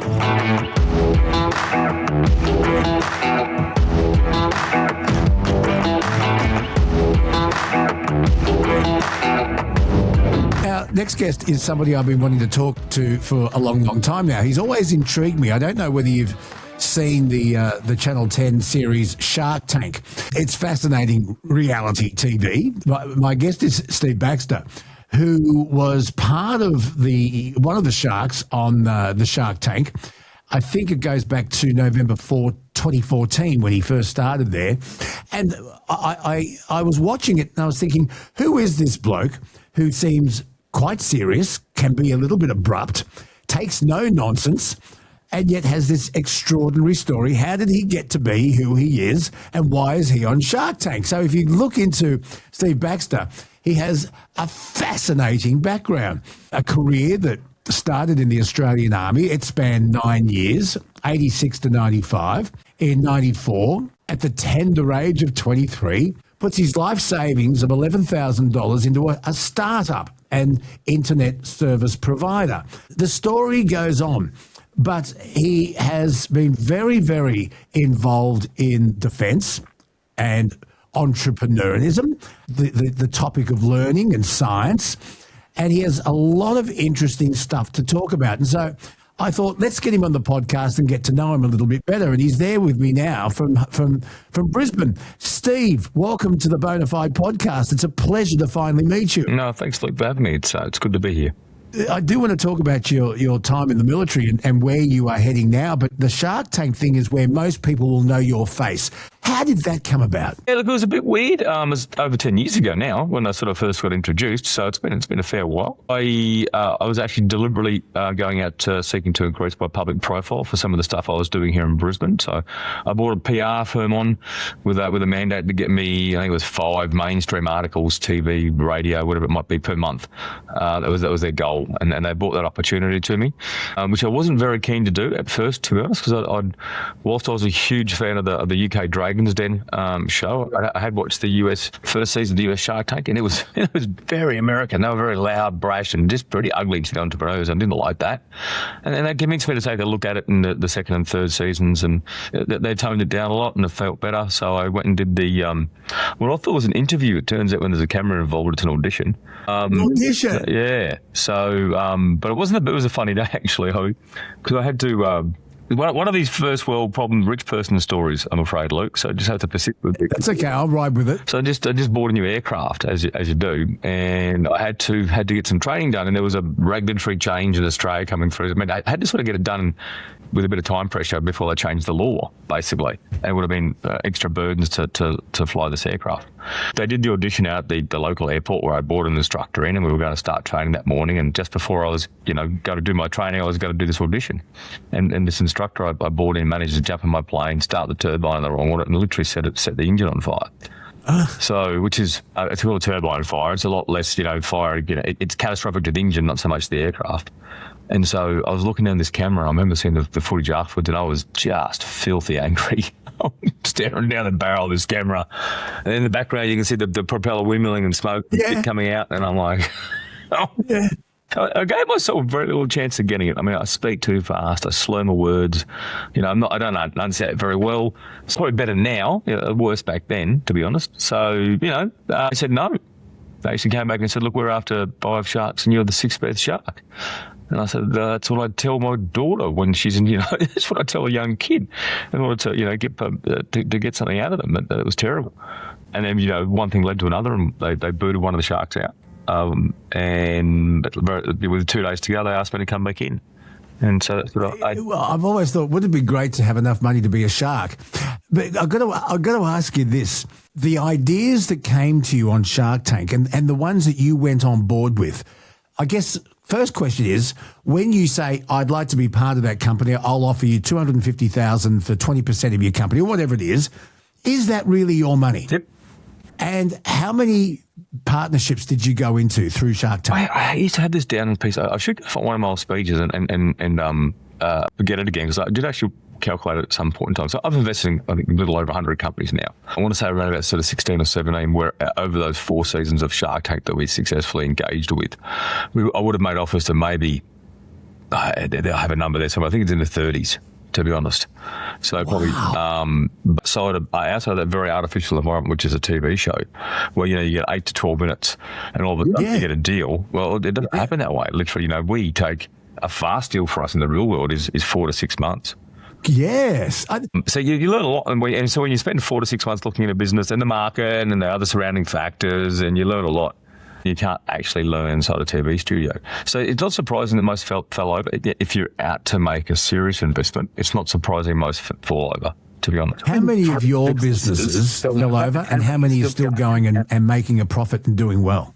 Only one is left making a profit and doing well. Is that right? Yeah, we've sold one did quite well. We sold it to Uber during COVID to this car next door. It was a really good sale, to be honest. That returned the rest of what we spent on Shark Tank by about 2.5 times. So it was, it's when you return what you spend in a portfolio, you could be. I mean, that's a great goal. That's a really good goal for a fund. And when you have been convinced by a contestant, I guess that's the word. I'll use the word contestant, but someone who's got a great idea and they need partnership and know-how. Have any of them impressed you so much and you've said, yes, I'm going into business with these people or that person, and you found out that what they presented to you and the other sharks was bullshit, and and they hadn't really presented the facts? Most are outright bullshit, to be honest. Probably Are you kidding? Most are lies, yeah. But I don't blame them. There was some really, I think there was some one or two new criminal pictures personally, but anyway. Really? Come on, give me. No, just criminal for their financial intent, if you know what I mean. So, oh, really? So look, I don't blame the entrepreneur, because when you look at, okay, what do you want out of this engagement? Channel 10 wants a good piece of TV they can sell advertising against, all right? Yeah, that entrepreneur probably wants a really good piece of TV they can make sales against. So they want to drive people to their website. So for them, it's like an 8 to 12 minute TV ad, right? Yes. And me, I was quite. And I think they didn't realise this till halfway through the second season. I really did want deal flow. I have been a bit prior to that, and probably even subsequent to that, I've been mostly a software investor. I'm doing defence more recently. Software is very hard to demonstrate on TV. So software businesses are a very poor option for Shark Tank and similar programs. They're just hard to demonstrate, and it's boring TV, basically. So, you more get your fast-moving consumer goods, food and beverage, things that you can demonstrate, if you know what I mean. So Yes. That I thought I wouldn't mind having that as a plank to my financial business, and so people who invest in that space and do well have a lot of respect for. That's not me. I didn't like it at all. It's like you're into software. We are like you. We had things like inventory. I'm like, what is this? Because there's no inventory in software. Once you get software right, everything you sell, you make for a cent, and then you sell for like $100. I mean, the margins on it is you only make more money by selling drugs. So when it comes to FMCG, fast-moving consumer goods, durable goods, whatever it might be, industrial, food and beverage, it's so different. And I, as a business person and an investor, I'm not wired for that space, to be quite blunt. Because I've interviewed Janine Ellis quite a few times. Boost, she's the founder of Boost. I sat next to her for 4 years. Tell you what, that was pretty cool. That was. I was so jealous. And she's fascinating to talk to. Oh, we had the best, because they're boring. You sit there for 8-10 hours a day, and it's just like boring as hell. And so, a lot of fun with Janine. We had a great time. Yeah, I liked her a lot. I've interviewed her, I think, 4 times over the years, and she's just great company. She's the sort of person you'd want to sit next to at a dinner party. Oh, yeah. No, Janine, but I think we'd regard each other as mates. So yeah, I've got no problem with that. I don't see her as much lately. So she's got Yochi chains going quite well and other bits and pieces. So she's having a ball. Tell us about your military background, because technology in military now is absolutely number one. I mean, you look at the conflict between the US, Israel, and Iran, for example, and the drone warfare, just for example. It is so high tech, and yet it's the annihilation it can provide is frightening, isn't it? Yeah, it's come a long way. So since I joined the Army in 1987. I was a 15-year-old. I joined under a program called the Army Apprentices Program. Signed a 9-year contract as a 15-year-old, which now as a dad of a 12-year-old, thank Christ, is illegal. But it was good. I enjoyed it. It was a peacetime army, so to speak, and people did do wartime and warlike service when I was in. There just wasn't very much of it. And it's boring. I mean, you're trained to do something that you never get a chance to do. So ultimately, prior to the end of my service, I ended up starting a small business from home, which grew into quite a large business. But my role in the end ultimately was a guided weapons technician.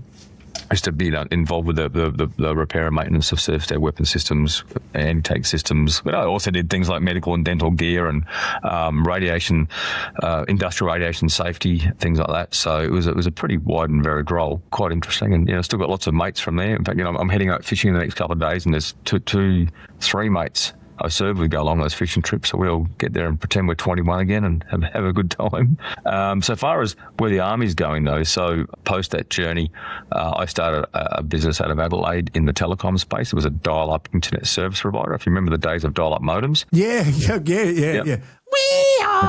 love that. That's my ringtone. I've made a lot of money out of those ringtones. I love them. So, sold that. Started that in late '94. Sold that in 2000. Moved back to Brisbane. Started a wholesale telecoms business with a chap I went to school with, a company called Pipe Networks. We started that in 2001. Listed that in the ASX 2005, and we sold that in 2010. Sort of post that, or towards the end of that journey, I actually left that business, Pipe Networks, as a full-time executive, and went and worked with Google in California for a year, which was a What was that like?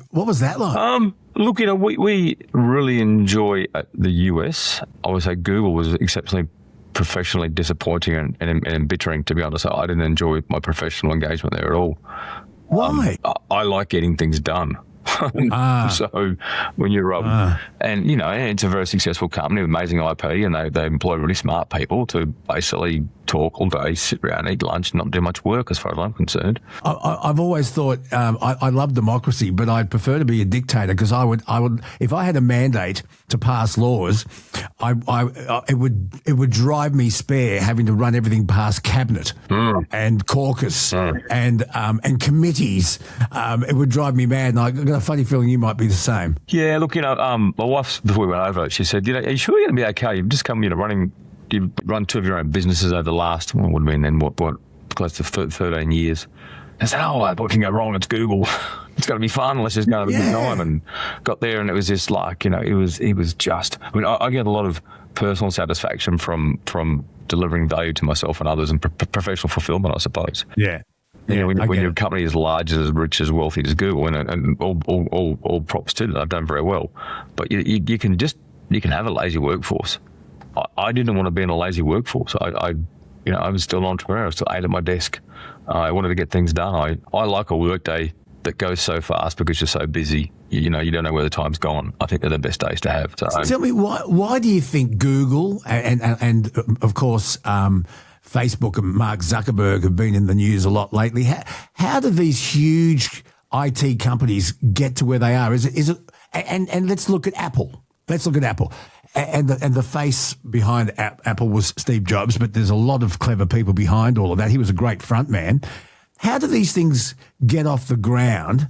Is it because of great vision and lateral thinking, or is it someone who's good enough to hire the right people that know what they're doing, and they need a good shepherd to herd them all in the right direction? How does that work? Yeah, look, a bit of all you said, I think, to be honest. It does typically start with some pretty driven individuals who have spotted a problem, and they can implement some technology to go and to attack that problem. I mean, back to my point before around software margins and hardware margins, and for the Shark Tank question, you can only do certain things. Software businesses scale. Like I said, once you actually get the base fundamentals of your software correct, the cost to make new software is zero, and you get to sell it at 100%. So with that, you get large margins. The software margins are just are very, very large.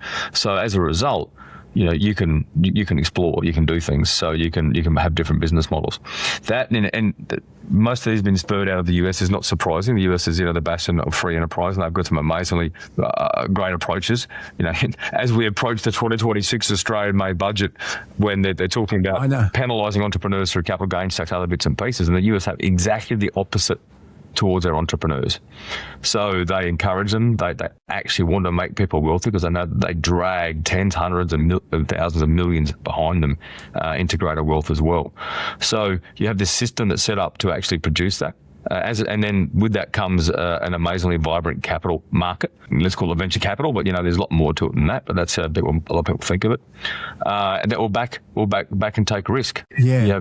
So there's a lot to it. How do we put the muzzle on entrepreneurs and this sort of thing? What do we do wrong here in Australia? Oh, bloody everything. Have you seen what the government's proposed in the last while? I mean, I was at the Forbes conference last year in Sydney, Forbes Business Summit. No, on the stage, I upset quite a few people. I said, it got to government policy and stuff. It's a government that just hates investors. The ALP back when Julia Gillard was the Prime Minister, they basically removed the ability to issue employee share options to people in startups. So so people who work in startups, not just to start them, are okay taking stock in the company to get less money, because they want to be on that ride. They want to risk.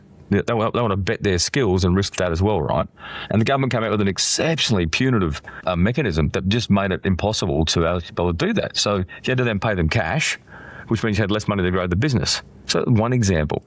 Recently, we've constantly fought against governments on the left with respect to the capital gains tax concessional discounts, which will do one thing. They align us to capital being spent in the rest of the world. Capital is mobile, and if you make it more expensive here, it's not going to be invested here. But capital, working capital and startup capital is really important, yet hard to come by, unless, of course, you've got such a great idea you can encourage investors. But the moment you answer to shareholders, then is it more difficult to grow and go sideways, because you're constantly thinking our shareholders, our investors, aren't aren't going to get the return that they're going to be happy with, and they might disappear. Is it helpful and yet a harness at the same time? Well, we talk early stage businesses here too, right? So when you invest as a shareholder in an early stage business, you need to go with your eyes very wide open because it's typically very liquid. You can't sell to something. These things are worth nothing other than what someone is willing to not typically invest again in the company. There's usually no market to sell your stock once you've invested, unless it goes public or it gets like canvassized, where you have a secondary market, which is a little bit more complicated. The other thing that the US do well is they have a better system of corporate governance with respect to equity shares and other bits and pieces. It's state based as well, to be honest. So you can so instead of having an ASIC, you have an ASIC in 50 states in the US, and you can pick the state you want to incorporate in. But everyone goes to Delaware because Delaware's got the best rules, to be quite blunt. And as a result, though, you have, for example, in Google and Facebook, you mentioned before, the founders, I think there might be Atlassian too, to be honest. The founders in those companies, their voting shares are typically worth 9 times the voting shares of any other person. Is that right? And they put that in concrete, so there it is. Yeah, so they can maintain control. And everyone goes, this isn't a surprise. When you read the prospectus, you go, okay, I know that if I buy this stock, is one share is worth 9 times my voting power. Mm-hmm, and so, buying a stock is a very voluntary thing. There's nothing compulsory about buying stock. So as a result, how do you avoid? But as a result, these guys get to keep control. You get to back the founder for a lot longer, and they can dilute. They can use their equity to actually raise money to dilute down, but they don't dilute their influence in that company, which is very important. Everybody wants that peace of mind. I'll be honest with you. We had been trying to eradicate pests for a long time, and then Kelsey keeps turning up. Hey! In all seriousness, if you want real peace of mind, talk to my mate Andrew from Pestrol. I've known Andrew for over 20 years, and his team know exactly how to deal with this stuff. The best part? It's all DIY. You don't have to call someone out straight away. Start simple. Grab a Pestrol rodent-free max. You just plug it into the wall. There are no poisons, no traps. It just goes straight to work and drives the pests away. They've got over 5,000 products. So if it's crawling, flying or chewing in the house, in your shed, in your garage, out at the farm, they have got a product for it. Jump online to pestrol.com.au. And this is important. Use the code BONA, B-O-N-A. Use that code and you get free delivery. Don't forget it. B-O-N-A at checkout. It lets them know you came from the Bonafide podcast, and it really helps support what we do here. Helps keep this little pest Kelsey around too. Hey, she needs a roof over her head without any pests in it. Back to the script. Head to pestrol.com.au. Do it now. Problem solved. So how do you then go about avoiding a hostile takeover? And I'll give you an example. Not so long ago, I worked for the Triple M network, Southern Cross Oz Stereo, and there was a hostile takeover in the works for over 18 months, and everybody working at the place was nervous because they thought, are we going to be sold? Are we going to be laid off? Are they going to get rid of as much fat as they possibly can to make the price look a little bit better? And a very good mate of mine, and you might know him, Charles Tarby. He is the owner, CEO, chairman of Century 21, Australasia, South Pacific, India, and UAE. He's done very well for a boy from Crookwell. And I said to him while this was, I'll take an intro. He's one of my good mates, and he's a fascinating bloke from Lebanese migrants, born and bred in Crookwell, and he's now the boss of Century 21. And while this hostile takeover was in the works, I said to him, are you ever worried about that with C21? He said, no, doesn't bother me at all. I said, why? He said, I don't have any shareholders. He said, I own the whole thing. He said, I own the whole thing. That's pretty good, yeah. It is reasonably hard to have a very large, successful company and retain 100% ownership. So that is even that's what I mean. Even majority ownership is quite hard. So, but in essence, if you're the founder or the manager and you've actually built it to a certain point and you're running it well, any other shareholders that come in will be sensible and keep you in control. Like you're doing the best job of this, right? As soon as you stuff it up, you probably should get followed. But you have to also separate your roles. So when you get other shareholders, are you a shareholder or are you a managing director or a partner or a CEO, whatever it might be? So you got to really have a mature concept of role separation, especially when other shareholders are involved. But for the most part, I mean, I have no experience with hostile. I've been on several ASX boards in Australia and listed businesses here, so I've got some familiarity with how the ASX does it. Although not for the last 5 or 6 years, but I have no idea how they do it in the US. I have companies that have been bought out by the likes of Microsoft and other NASDAQ listed businesses, and that's hostile. The term exists. What does it in the US? I mean, it's pretty good. You're a small company, a big company wants to buy it. The check's usually not small, so everyone's just got a smile on their face. And with the American psyche of business, and there's a lot of cultural differences between the US and Australia. And we make a lot, for example, here about tall poppy syndrome. Yes. So that does exist, but a lot of people actually use it as a crutch too, because I see a lot of people in similar sized businesses who are losing business talking about tall poppy because someone's attacking their commercial base. And it's like, well, no, that's just competition, right? If you're not good enough at selling, you're going to go under. So, I mean, we've got to be careful with some of these things. But one of the biggest differences I see between Australia and the US, and this is in general, there's specific, this is on average, is that in the US, big companies don't mind buying from small companies. In Australia, big companies are far more hesitant to buy from small companies if it's sometimes outright rejected. So they are a lot willing to take a risk on a smaller company. In Australia, it's seen as a bad risk, as in the US it's seen as a good risk, because you might actually find a vendor who's going to say something who's actually quite dynamic. In Australia, you just don't see that as much. So there's lots of cultural issues, and then there's regulatory issues around bourses and takeovers and that sort of thing as well, and regulatory frameworks. I know that the Republicans are, or at least were, very fond of what they call trickle economics, where trickle down. Trickle down. So at the companies, the big companies, and the companies doing very well get taxed a little bit less. And the theory is that if they're taxed a little bit less, they'll have more capital to expand, to grow, and employ more people, and therefore create more taxpayers. Do you think that we need to look at something like that here in Australia?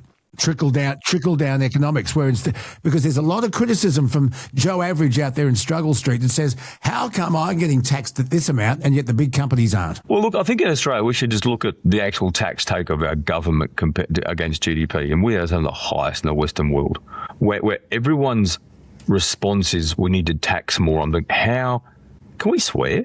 Yeah, how fucking unimaginative are you? How about you spend less? So honestly, it's right now the budget's it's like early May 2026. The next Tuesday. Yep. And to me, it's just like, how are we going to tax this, tax that? I'm like, stop spending. Yeah, you are literally you are dooming our children, our grandchildren, to pay enormous amounts of debt back and have poor public services. The one-dimensional thinking of let's tax, I'm just like, sorry, you've just disqualified yourself as like a rational human being if that's your one-dimensional response. So there's that. One of the arguments against that is, no, they'll just distribute that extra wealth to their shareholders, who will argue that we're entitled to a better return. Yeah, but the shareholders aren't going to put it in their background like Scrooge McDuck and swim in it, are they? They're going to do something with it. They're going to spend it in the community. I mean, money doesn't disappear because a shareholder. They might buy a boat. They might. Well, good on it. I'm badging the bloke who makes the boat's pretty happy. So look, so there's a few things. Trickle down economics sort of, I think, an unreasonably bad name. It was based out of the Reagan presidency, many years ago that was. And I thought that the left of tax things that work. So Reagan had a very successful presidency when it came to what the US looked like before, post after. There's also a phenomenon economic phenomenon named after a guy called Art Laffer called the Laffer curve. And we're actually seeing this play out in Australia right now in the tobacco industry. Yeah, so I was going to come to that. Yeah. We've jacked up the price of tobacco that much that people are actually now no longer buying the heavily taxed stuff and they're buying the good stuff. And as a result, tax receipts, regardless of how much we put up the tobacco excise, are getting less. So the Laffer curve... Right. I'm going to get very generic here. Basically, says that there's a point of taxation where people are happy to be taxed, and after they start to evade, and there's a happy median there that when at some point you can tax less. At some point you can have lower tax rates, and your tax take will be more than with higher tax rates. Yeah. So, and that's generically the Laffer curve. We've applied that to the supply side with respect to our consumer side with respect to cigarettes and nicotine. So, at some point, people are like, okay, I don't mind paying that. But when you really start to put the screws into it, no. no, I'm going to obey, and you'll actually collect less money with a higher tax rate. It's a real thing. And I think, and I'll have to do research, but I think it was Winston Churchill who said any government that tries to get their country out of trouble through extra taxation is like standing in a bucket of water and trying to pull it up over your head. Yeah. I mean, it's just such a. I feel like. And we've done it in Australia for so long. It's just more tax, more. And when tax reform is about a new tax, I'm like, for Christ's sakes. How about repealing a few? How about remember Kerry Packer? Remember Kerry Packer? Yeah. At the Senate inquiry. Yeah. He doesn't evade tax, but he says anyone who doesn't avoid tax needs their heads read. And you guys aren't spending it that well that I'm about to tip in any extra. Whether it was politicians or the department heads on the side of the counter thought they'd pinned him with that question. They had those big, smug grins on their face, and he just serves it straight back. It's one of the best things I've ever seen. They got like two middle fingers, basically, right? So, but look, it's a conversation worth having. I mean, I think that we're really inefficient. It's played out in the housing. It's played out in the housing debate we're having at the moment, the lack of housing, and you can talk about supply side, the demand side there with respect to immigration, and that's a reasonable conversation to have. But what we do, we lay up regulations, we lay up tax, we lay up expense, and we wonder why it's really, really hard. I mean, there's one simple rule in life: if you want less of something, tax it. Yeah, and especially if that item is highly addictive, like cigarettes. And if you have a highly addictive substance and you tax the bejesus out of it, you will create a black market. Oh, yeah, they've done that very successfully. So, so look, I think we've lost our economic dynamism, to be honest. There's a lot more we could do. I think, the reductive answers have always been tax more. It's like, we are, the GDP, the tax take per GDP is just, it's exceptionally high. We have this crazy talk of the care economy, for Christ's sakes. And in a headline, we've just got to name the elephant in the room. It's the sort of sucking chest wound that's NDIS, to be quite honest. Oh my God! And people don't appreciate it's not just the money that we're actually tipping down this horrible hole, but it's what it does to the rest of the economy. Because literally, like now, if you actually try and get like a starting assistant in a business, for example. Right now, they come and work for you at we're in Brisbane, so an EA wages is $60,000 to $70,000 a year. Now it's $85,000 to $120,000, all because they can go and get a job with NDIS taking disabled kids to movies. Let me ask you this, because we saw the Reserve Bank put interest rates up again 0.25%. And they're saying, and the Reserve Bank has said the government's got to stop spending, and it's government spending that's really fueling inflation. And to keep inflation under control, we're going to put interest rates up. Now, you've got the Treasurer, Jim Chalmers, saying also that he wants to put maybe $300 or $400 cash into everybody's pockets because he knows people are hurting. Now, if government spending is fueling inflation and the Reserve Bank puts interest rates up, that means that anyone with a mortgage is now paying more. And that means that anyone who's renting a property that's owned by an investor, that investor is now paying more for the mortgage on that investment property that's being rented. So rents will probably go up. Mm-hmm. So if interest rates go up because of government spending, surely Chalmers has got to understand that if the Reserve Bank does that, he's putting pressure on anyone with a mortgage or anyone that's renting. Or am I wrong? No, you're not wrong. But I've actually, I've lost a bit of hope, Luke, to be honest. No. I've become an accelerationist. Not Steve Baxter, no. No, I'm a bit of an accelerationist. So I think we can fix this. But right now, our net debt to GDP is only about 37%, excuse me. Right. Other policies, the UK and the US, who fix this, and the US have fixed it, they've tried to fix it, and they've elected a change agent there, a guy called Donald Trump. And I think the UK will elect a change agent in a chap called Nigel Farage. Nigel Farage, yeah, the Reformist Party, yeah, hasn't he getting traction? Yeah, they're at least saying the right economic things, and Trump with his taxation policy and with his deregulation policy, I think we'll get there. He's got a few things that are derailing at the moment. So look, they're making the right noises and attempting to go the right direction in the context of a Western modern democracy, which should slow things down, right? That prevents things. So they're never meant to go that fast. So we're not there yet, but they're at like 120%. We're at 37%. So my theory is that there's 60% of dry powder. So politicians can buy votes with another 60% of GDP's worth of debt before it gets really bad with us, or we actually get to a point to change it. So when I say I'm accelerationist, I think we should just get there we should just go whole. We should get there in the next 2 or 3 years, not the next 10 years. So we can just get this experiment done with and be over and get to the end point faster. I don't want this to drag out. I think we should debt up. Give everyone their freebies, give more HEX freebies, more kindergarten freebies, more freebies, and and then we'll just know how bad this idea is, and we could sign it back to the dustbin of history when we get a strong leader. Steve, there was a headline that caught our attention. It was an article in Forbes by Mark Whittaker, and I just want to read you this headline because I want to know where you're going with this. It says, Steve Baxter is betting that weapons are Australia's most irrationally unloved asset class, and that time is running out to lose our ESG fixation and fix the nation's legality gap. Now, ESG, you're referring to environmental social governance? Yes, the societal pox known as environmental social governance, yes. Exactly. Explain your thoughts and philosophy on this. This is where I want to go. Well, in the West, since the end of the Cold War, defence budgets have gone from 6.5-7% of GDPs down to 2% of GDP. So we're spending a lot less on defence than we used to. As a result, there's tyrants on the march. You have what's occurring in Iran, Russia, Ukraine, and soon to be the South China Sea, the Taiwan Straits. So there's problems that are coming. The West is weak, and there's people out there want to take advantage of it. As a result, now the holiday from history is over, and the hangover is pretty big. So we have to start spending again.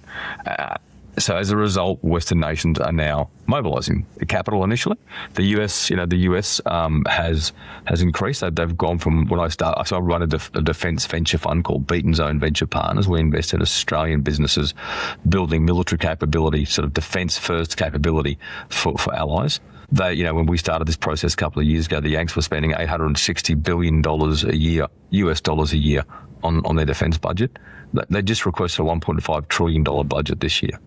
So it's going to, in comparison, Australia spends $38 billion US dollars. So we are a long way behind. So the opportunity is it's irrationally unloved. So the asset, we back assets. So we go right close to what people call close to the front of the gun.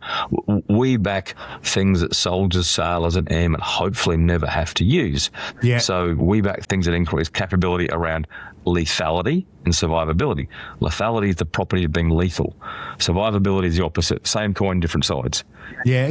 Now, we do that not because we're especially bloodthirsty, to be quite blunt, but at the end of the day, to stop the enemy, you need a robust man carrying something heavy.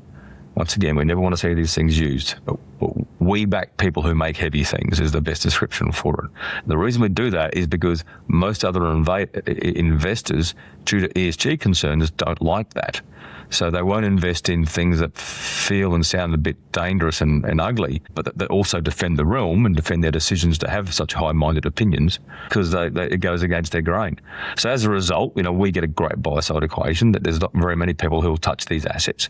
We're about to need a lot of them if we are to deter what potentially is about to occur. So we love, every investor should love irrationally unloved assets. So they're the best asset class. They're just hard to find, that's all. So okay, let me ask you this. Was the AUKUS deal a good deal? And of course, we have now committed to buying 3 to 5 US Virginia-class submarines, and we should get them by the 2030s. Building new SSN AUKUS boats. It's going to cost a lot of money, and people are saying, well, what was the point of that? They'll be out of date by the time we get them. Was the AUKUS deal and the Australian submarine deal a good deal for Australia? I think the possession of a nuclear-powered submarines for Australia is a fantastic capability that will deter a lot of things that could hurt us.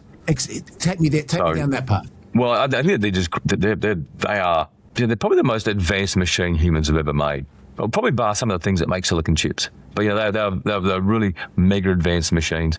They're the apex predator of the ocean. They can stay at sea for as long as they can carry food for their crew. So they need refueling every 20 years type thing, these machines, right? So when you have And the plan is to buy 3 Virginias and up to 5 AUKUS, SSN AUKUS produced in Australia and the UK. So they will deter anyone who wants to come down to Australia and make trouble. Literally, that risk calculus changes because they don't know where one of these apex predators is sitting on that path. So look, it's a good thing. Submarines are an easy, very strategic, very easy to find strategic weapon in that respect.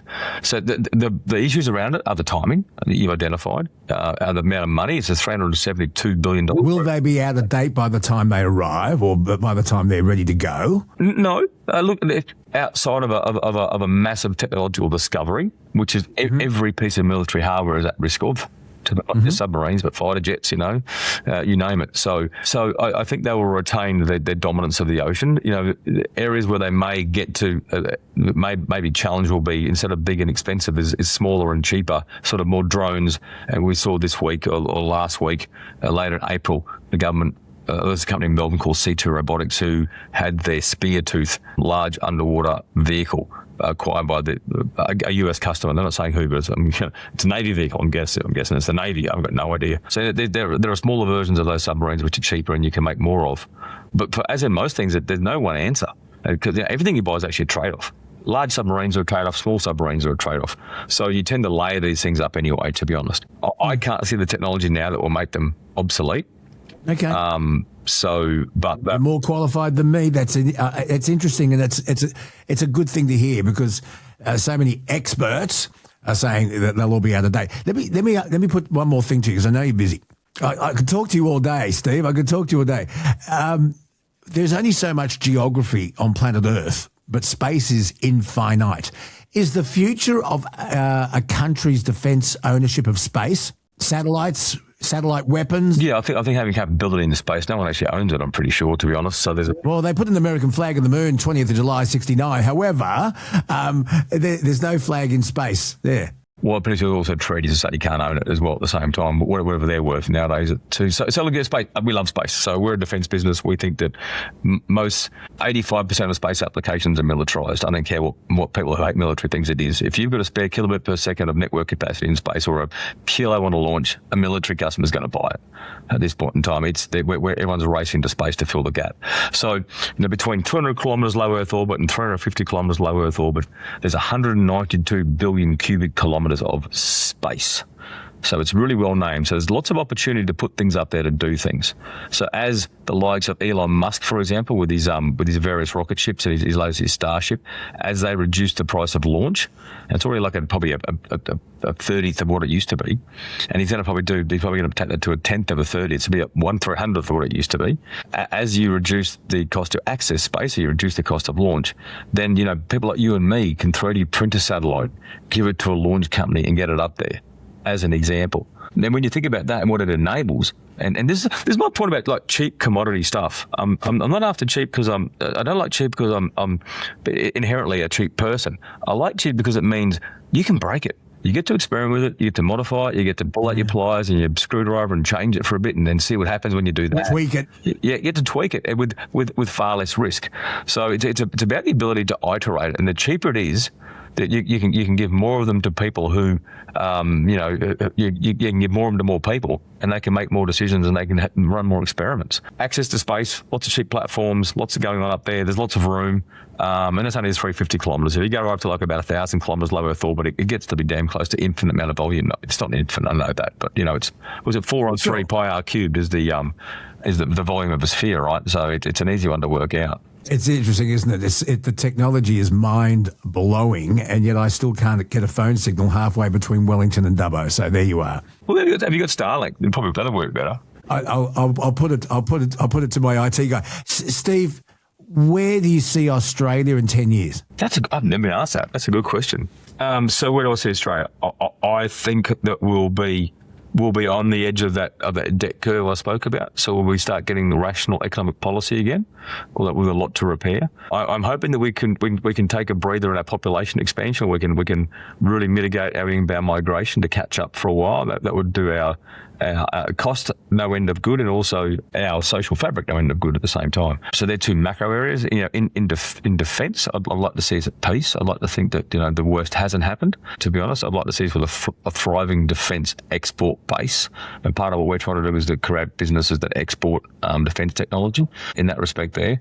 10 years, I'm going to be, 65? I wish you could make them beforehand. I wouldn't mind thinking harder about that one, Luke, to be honest. Well, we can do another chat. Okay, that'll do. Another question.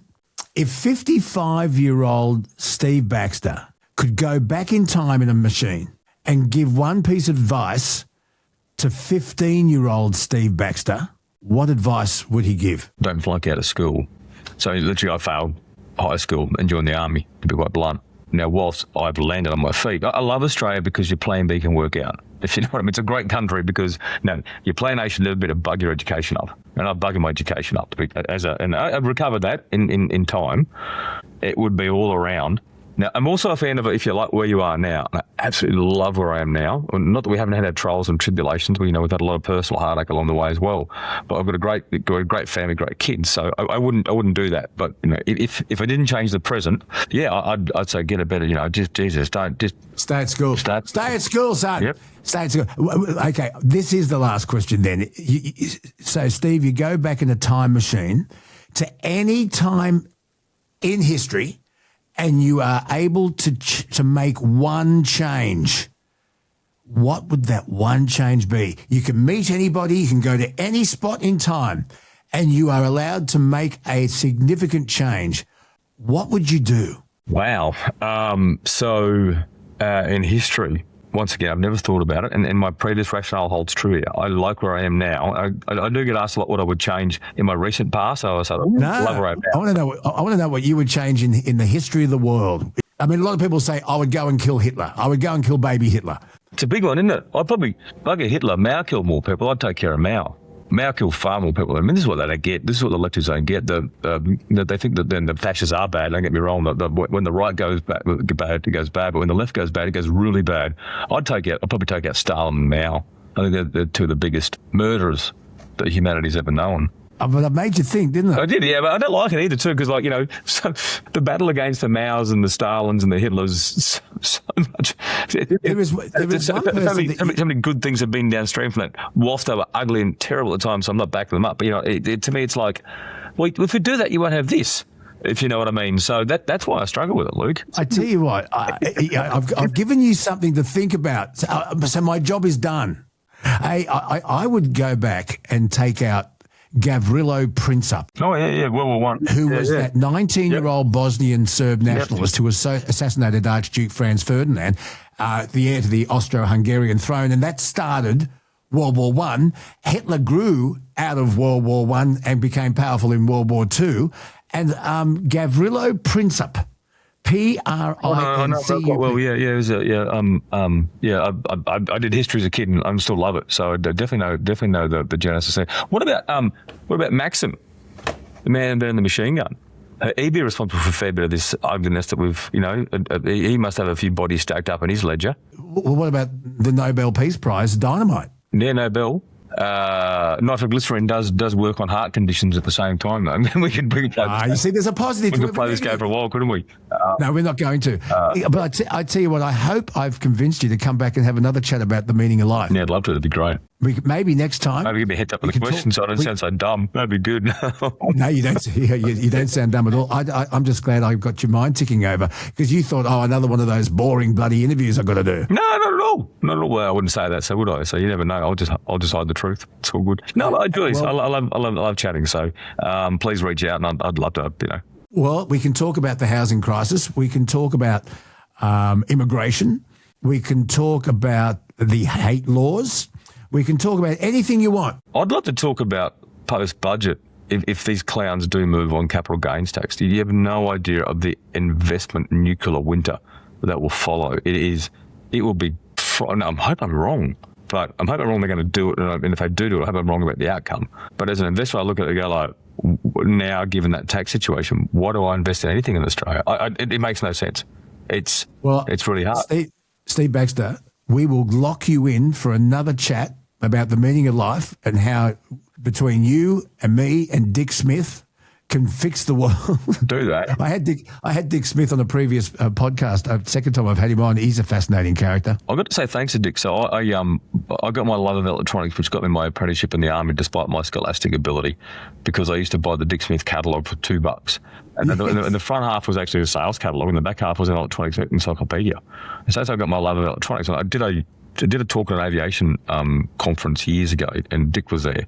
I'm a pilot as well, so I do a bit of... Yeah. And just got to thank him. And I was so chuffed, to be honest. It was excellent to actually meet him. And he didn't know me from bar, so that's fine. I was just it was a lovely thing I was allowed to do. I want to talk more about the Shark Tank and some of the entrepreneurs you met.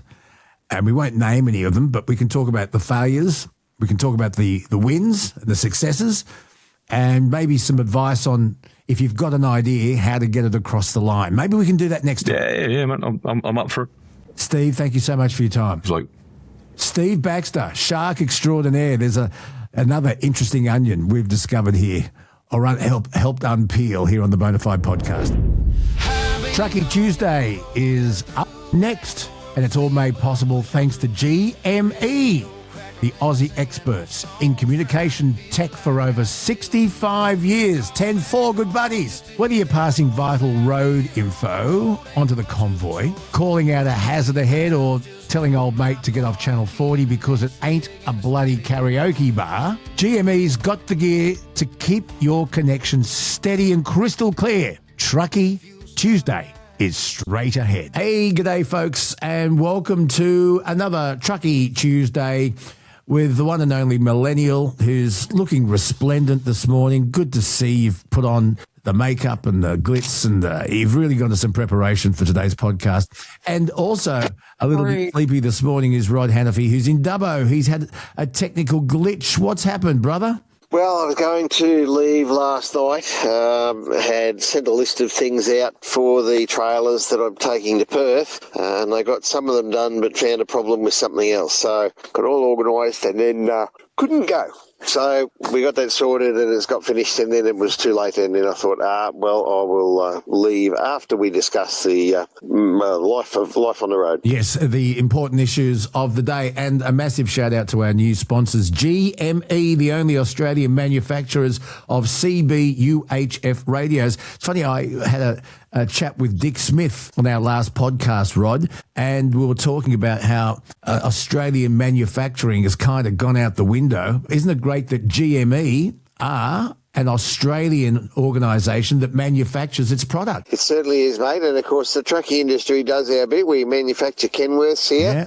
And Jayco. And Jayco Caravans. Jayco, come on board. Come on board, Jayco. We love you. Yes. Well, one of the gentlemen from one of the trucking associations went over to Jayco, so we'll have to see if he's keen. Now, Kelsey, it's in the works. We're still ironing out the finer details, but we might be going on the road to a big truck show later this year. Oh, yeah, Casino Truck Show. The Casino Truck Show. It's not, we're tying up some loose ends, Rod, but hopefully we'll be there. Yep. And Kelsey and I will be there, possibly the Minister for War. And we'll have possibly some giveaways for the truck show. And Rod, I'm pretty sure we can get you a truck pass. I don't know what that means, to be honest. Yes, look, I did attend the Casino Truck Show probably 3 or 4 years ago, was invited there and attended and spent the weekend there. And look, it's not impossible. It's in August, so we will see what happens, mate. But yes, it's one of the few things where we get the public along and we get them to come and see the trucks. They look at all the nice, bright, shiny ones, because a lot of people go to a lot of effort to make them look good. Of course, they have a truck show as part of it, judging for best truck and all those sorts of things. So it's quite a big event there in Casino, mate. They even put the super cheap Auto Maguire's tyre shine on, don't they? They certainly do, mate. Yes, there's plenty of that used on today. Let alone a lot of polish and a lot of elbow grease. Yeah, a little bit of turtle wax gets spilt on the day of the Casino Truck Show. Incidentally, National Thank You Wave Day went off with a bang. It will get bigger and better, and hopefully it will gain traction over the years. And thank you so much to James Ward from drive.com.au and TruckRight and the trucking industry, which also embraced it, Rod. Yes, mate, I managed to do an interview on ABC Dubbo.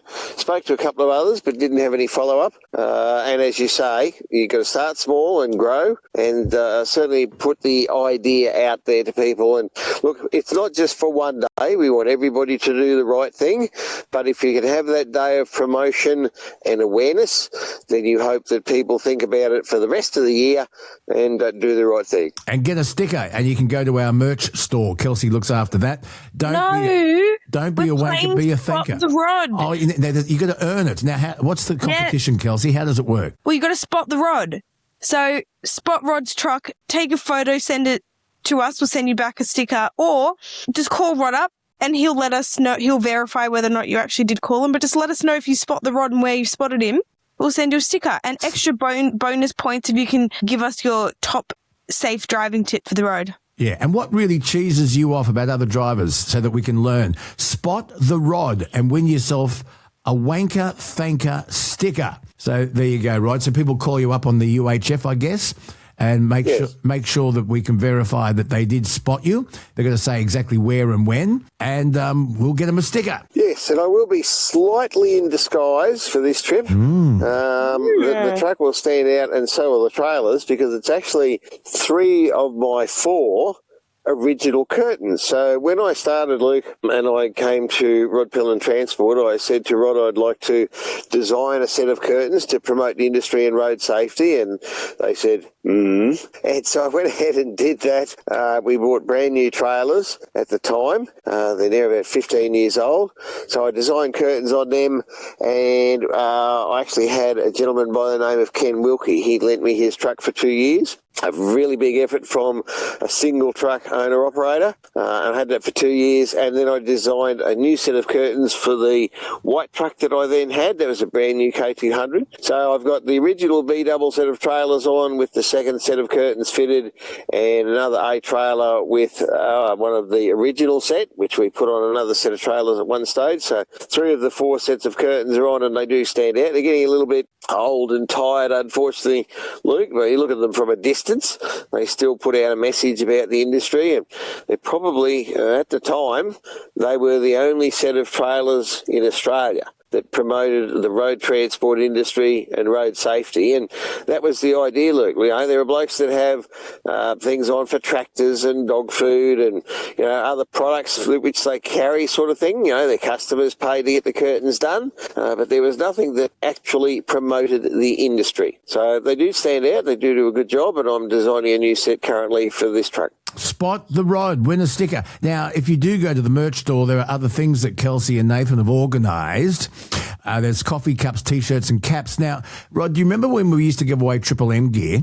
And there were a number of truckies that said, listen, the T-shirts are great, but, we can only wear them for so long, then they're going to be washed. But he said truckies are more likely to wear the caps every day. So we want some feedback from the truckie fraternity. Do we manufacture more caps than T-shirts? Yes, and we have a cap design half done, so I hope to have that to show to you very soon.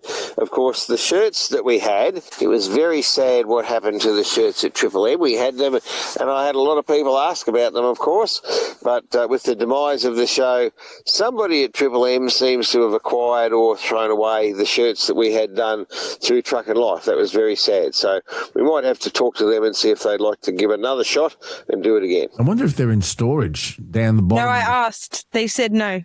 Someone chucked them out. The swines, 100 grams, yes, very sad.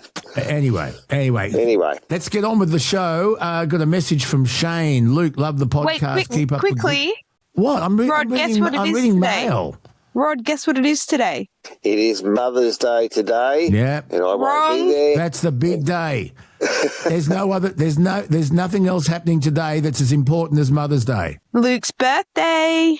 Happy birthday, Mr. Boner. It's Mother's Day. Now, the 10th of May is a prick of a day because for 64 years now, it's always Mother's Day is the day. And so, but today, the birthday is actually on Mother's Day. So today's all about Mother's Day. I don't give a rat's about, well, what is it? Sgt. Pepper's Lonely Hearts Club Band album, side 2, track 2. I don't give it. Kelsey will work it out. Kelsey will work it out, yeah. She will, because I haven't got a copy of that in front of me. Yeah, side 2, track 2. Or if you've got the CD, track 9. Just tell us. No, Kelsey, I'm going to leave you to think about it, do some research, I'm and see if by the end of our chat you know what we're talking about. I'm not going to do that. Just Google Sgt. Pepper's playlist. Anyway, a message from Shane. Love the podcast. Keep up the good work. Long-time listener, met Yogi, Outback Truckers Rod. Met Yogi at our depot. He is doing a 50 years photo shoot for our company, Granite Belt Fruit Freighters, for the Trucking Life magazine. He's a really top bloke, good to talk to. Cheers, Shane, the Summit, Queensland. We need to get Yogi back. I thought Yogi was fantastic. Yes, and he's quite likely to be at Casino as well, mate. Trucking Life attends most of the truck shows now. So we'll have to catch up with him before there. I also had one bloke call up and say he'd seen the truck on TikTok, and another who said, I was just listening to you on the podcast. I said, well, I hope you're enjoying it. And a couple of Facebook comments from people who have followed. I still get the odd one who says, missed you on the radio, and I say, you're aware of the podcast. And actually, I was talking to a lady at a truck stop the other day, and she said, I'm really interested in that sort of stuff. She said, what's the name of it? I said, Bonafide. She said, I'll have a listen to that. So we'll see, mate. But yes, it's certainly growing and getting good feedback. There are a couple of negative nannies out there, but geez, you can't please all of the people all of the time. And you're being a fool to yourself and a burden to others if you try. Just stop trying. Don't try. Just do your best. And if the naysayers want to have a crack, we'll let them have a crack. I don't give a rat's. Go their hardest. Go your hardest. But I dare you, leave your name and your contact details, and we'll have a chat. Many, many years ago, Luke, a gentleman wrote into a trucking magazine, and he said, why are you on the radio? Why are you in the magazine? Why are you doing this, that, and the other? And I said, mate, I'm more than happy for you to step up. What have you done? Get involved, I'm more than happy for you to bring in and take part, mate. Of course, he went really quiet for about 2 years, had another go at me, and I said the same. What have you done to promote the industry? Like, I don't claim to be an expert or perfect or anything like that, but I'm very passionate, and I've been called other things as well, but I do things with the best intent. And of course, we started off with the room that if we can save one life, if we can prevent one crash through better awareness and understanding, through more rest areas, then, mate, everything after that to me is a bonus. A Luke bonus. Can I just say that? Well played. Okay. Now, Kelsey, you'll have to take over here. There's a comment on the video of me getting out of your truck in Dubbo and failing. Now, what's going on here, Kelsey? This is one that we posted ages ago, but somebody commented something that I really have no idea what he's talking about. Stop yawning. But I thought we'd ask you, Rod. He said, as the son of a trucker, I've always had the obsession of COEs, but I have never experienced one, and I've been told they ride like lumber wagon. Right, so COE is cab over engine. We just call them cab over. Cab over, as opposed to a bonnet. Bonnet or a conventional, they call them in America. So, yes, and they ride like lumber wagons because lumber wagons really don't have any suspension under them back in the day. So, because you were sitting right over the top of the wheel, one of our 3 points, Luke, we discussed, why would you have a bonneted truck, is, of course, the ride in a conventional. You sit between the wheels instead of over the steer wheel, and conventional generally. And you got a bit more protection in an accident. That's right, yes, and if you break down, you can go to bed instead of having the cab up and you stand there in the rain. Exactly. I've got to say this, though. Your truck, your Kenworth, was the most comfortable truck I've ever been in. Yes, they're not too bad. I've got to say the new K220. He didn't get it, did he, Kelsey? Your truck was the only truck. I do. I know, Luke. I was ignoring that. Yes. Look, they've got better over the years, and the new K220 actually has airbags under the cab, which is something that's happened many years ago. Like normally, Luke, the cabin of the truck is hard mounted even on a conventional, right? So it's mounted on rubber blocks, and your bonnet moves up and down. It tilts so you can get to the engine. And if you've got a sleeper, normally it's bolted onto the back of the cabin of the truck as such. And many years ago, someone decided that they would put an airbag. They put a rail right through from the front, and the cabin and the sleeper sit on a rail, and at the back of those rails are a tiny little pair of airbags. And I talked to a gentleman who bought a Ford LTL back in the day, a big truck, and they were hard-mounted, and they came up with a modification. You could take your truck back into a Ford dealer, and they put it on the airbags, and he said it was the best money he'd ever spent on anything on a truck in his whole life. Changed the ride completely, and of course the conventionals have been able to do it for many years. The European trucks, Luke, I've got to say, Benzes, Volvos, Scanias, Mercedes, they all ride a lot softer. They sway a bit more. And Kenworth have had to catch up, and the new K220 has airbags under the cabin, and they do ride a lot better because it is the roads are a problem, Luke. And look, I was talking to a lady during the week about a section of the Newell Highway, a couple of bridge culverts, and I said, look, go and drive over it in your car, but you've got to multiply the impact you feel by about 10 in a truck. Because in a car, you've got a suspension that is carrying simply the weight of the car, a tonne and a bit. Let's say it's 2 if you're in something a bit bigger. But our suspensions are designed for the truck as it sits on its own, but then to carry the weight of another 8 or 9 tonne on the drive, and the same with the trailers. They obviously carry the trailer itself, but they're designed to carry, like 5 times the weight of the unit itself. And so they're designed for both, but they're more effective when they're loaded. But even then, you're talking about serious weight, and the impacts are so much higher on a scale than a car that that's part of the problem. They send somebody out in a car, what's wrong with you blokes? This road's all right. And of course, here we are bouncing up and down, and we haven't got shockies falling off, and maintenance costs have gone through the roof. And part of it is because the people that build and maintain the roads never travel in a truck to see it from our point of view. Good point. Hey, listen, we've got a message from... It's a bit lengthy. I'll try and paraphrase. Hey, team, been listening to you guys since you started, and Luke since before the Triple M night shift boot. Miss the live talks for sure, and I don't catch them as usually I'm asleep when you guys go live. But I wanted to ask Rod about his thoughts specifically on smaller trucks under the 4.5 GVM as to why, A, we'll go through this, we'll go through a couple of points because there's a fair bit here. Yep. A, they can load up well beyond their weight limits and not have any consequences for doing so 99% of the time because they can bypass all the weigh bridges as it's technically a car. Do you want to address that first? Yes, Luke. So, look, in the past, and I had a gentleman in the truck many years ago from the NTC, the National Transport Commission, and at the time, a vehicle under 12 tonne was not deemed to be a heavy vehicle. And there was a specific reason for that. Most trucks themselves, the prime mover without a trailer on, weighs between 10 and 12 tonne, for simplicity. Someone's going to say mine's lighter, and yes, it may well be. But in those days, 12 tonne was sort of an outer limit for a prime mover. So technically, you could drive your prime mover where you cannot carry a load on the back. You've got a turntable there. Once you put a trailer on, you can put a load on it, but you couldn't put a load on the truck. Therefore, it was not deemed a heavy vehicle. That's the way the law was designed.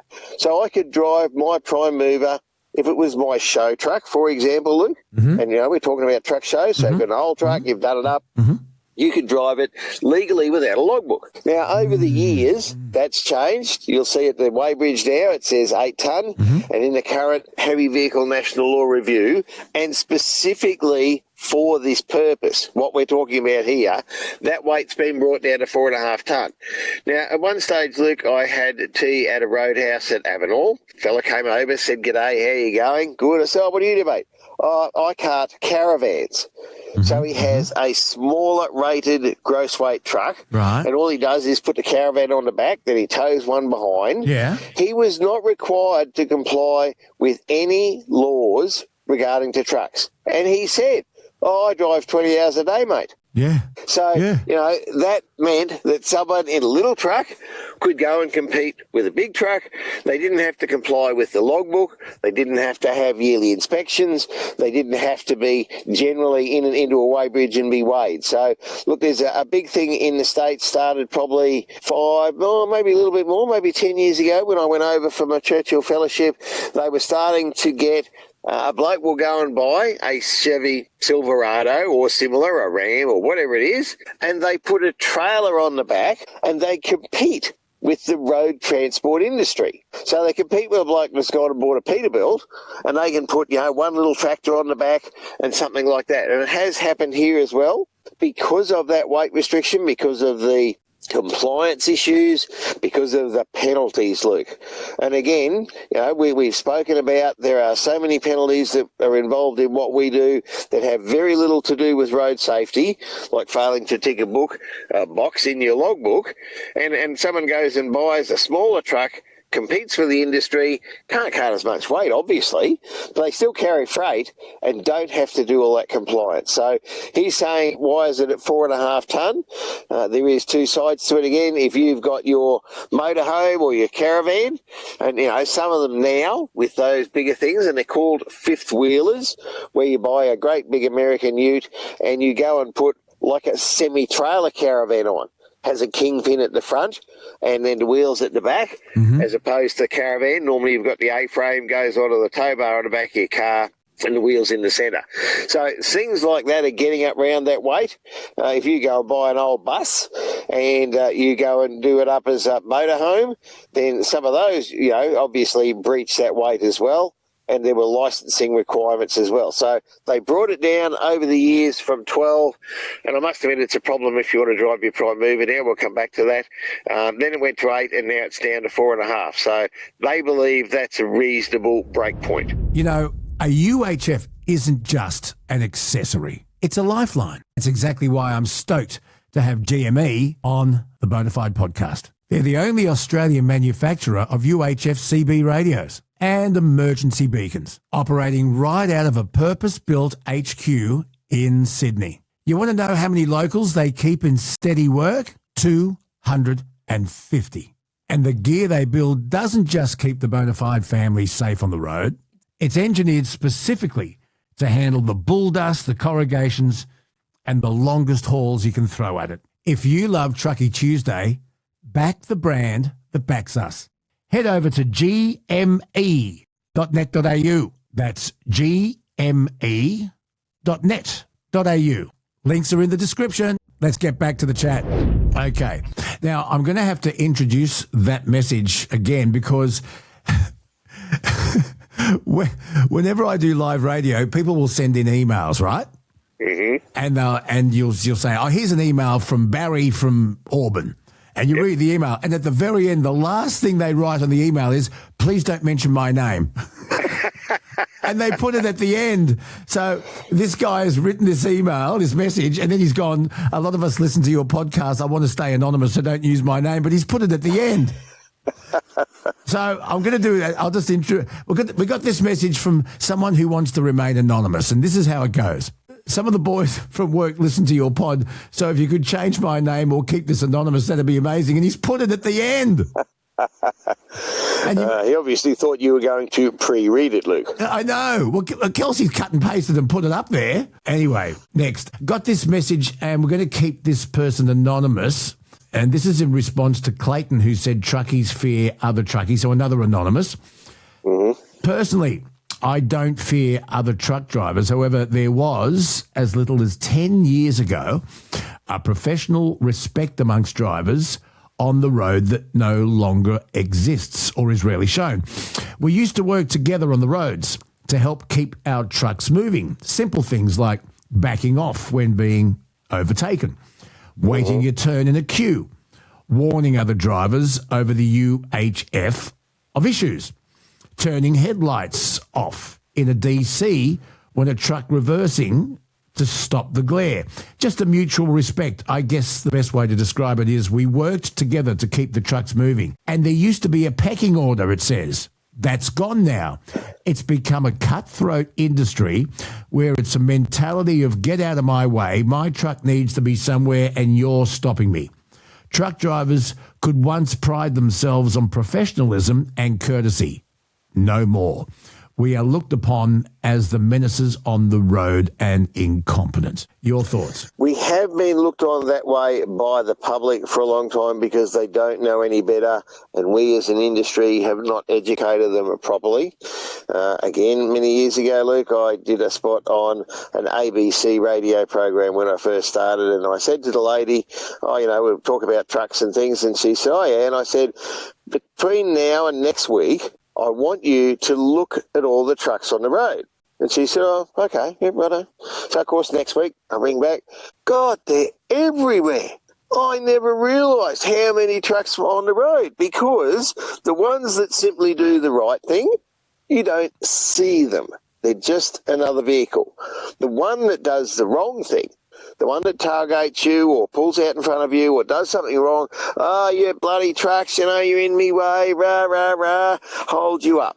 So, unfortunately, it's the one that promotes the bad that everybody talks about.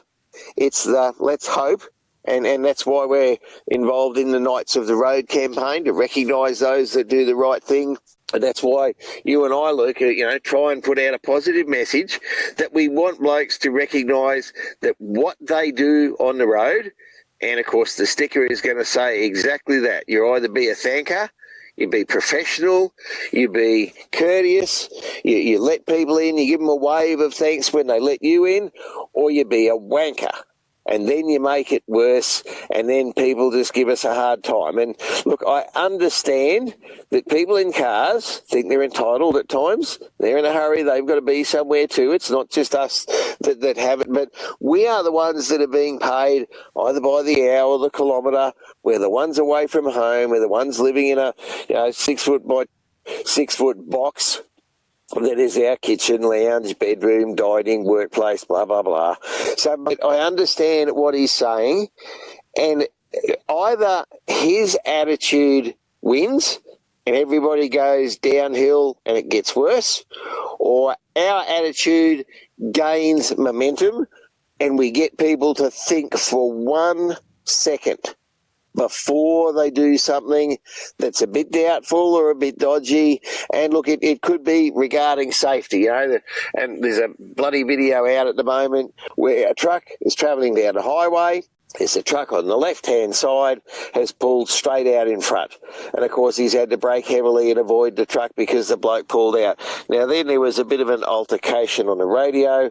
And, again, Luke, we're going to cop a bit of flack. The bloke who pulled out was not from Australia, based on his accent. And he, of course, abused the truck that he pulled out in front of, which is pretty silly. So you either try your best and you increase the professionalism and you increase the mateship and you do your bit to continue it, or you whinge a bitch about it and it gets worse. Your call. But we've got to keep the brotherhood and the sisterhood alive. And it is, and the simple lesson is common courtesy. Do unto others as you'd have them do unto you, to quote a famous person. Absolutely. Who died last Easter. Yes. Yeah. Yeah, you follow those rules in life. Yes. And you're through to the semis without dropping a set.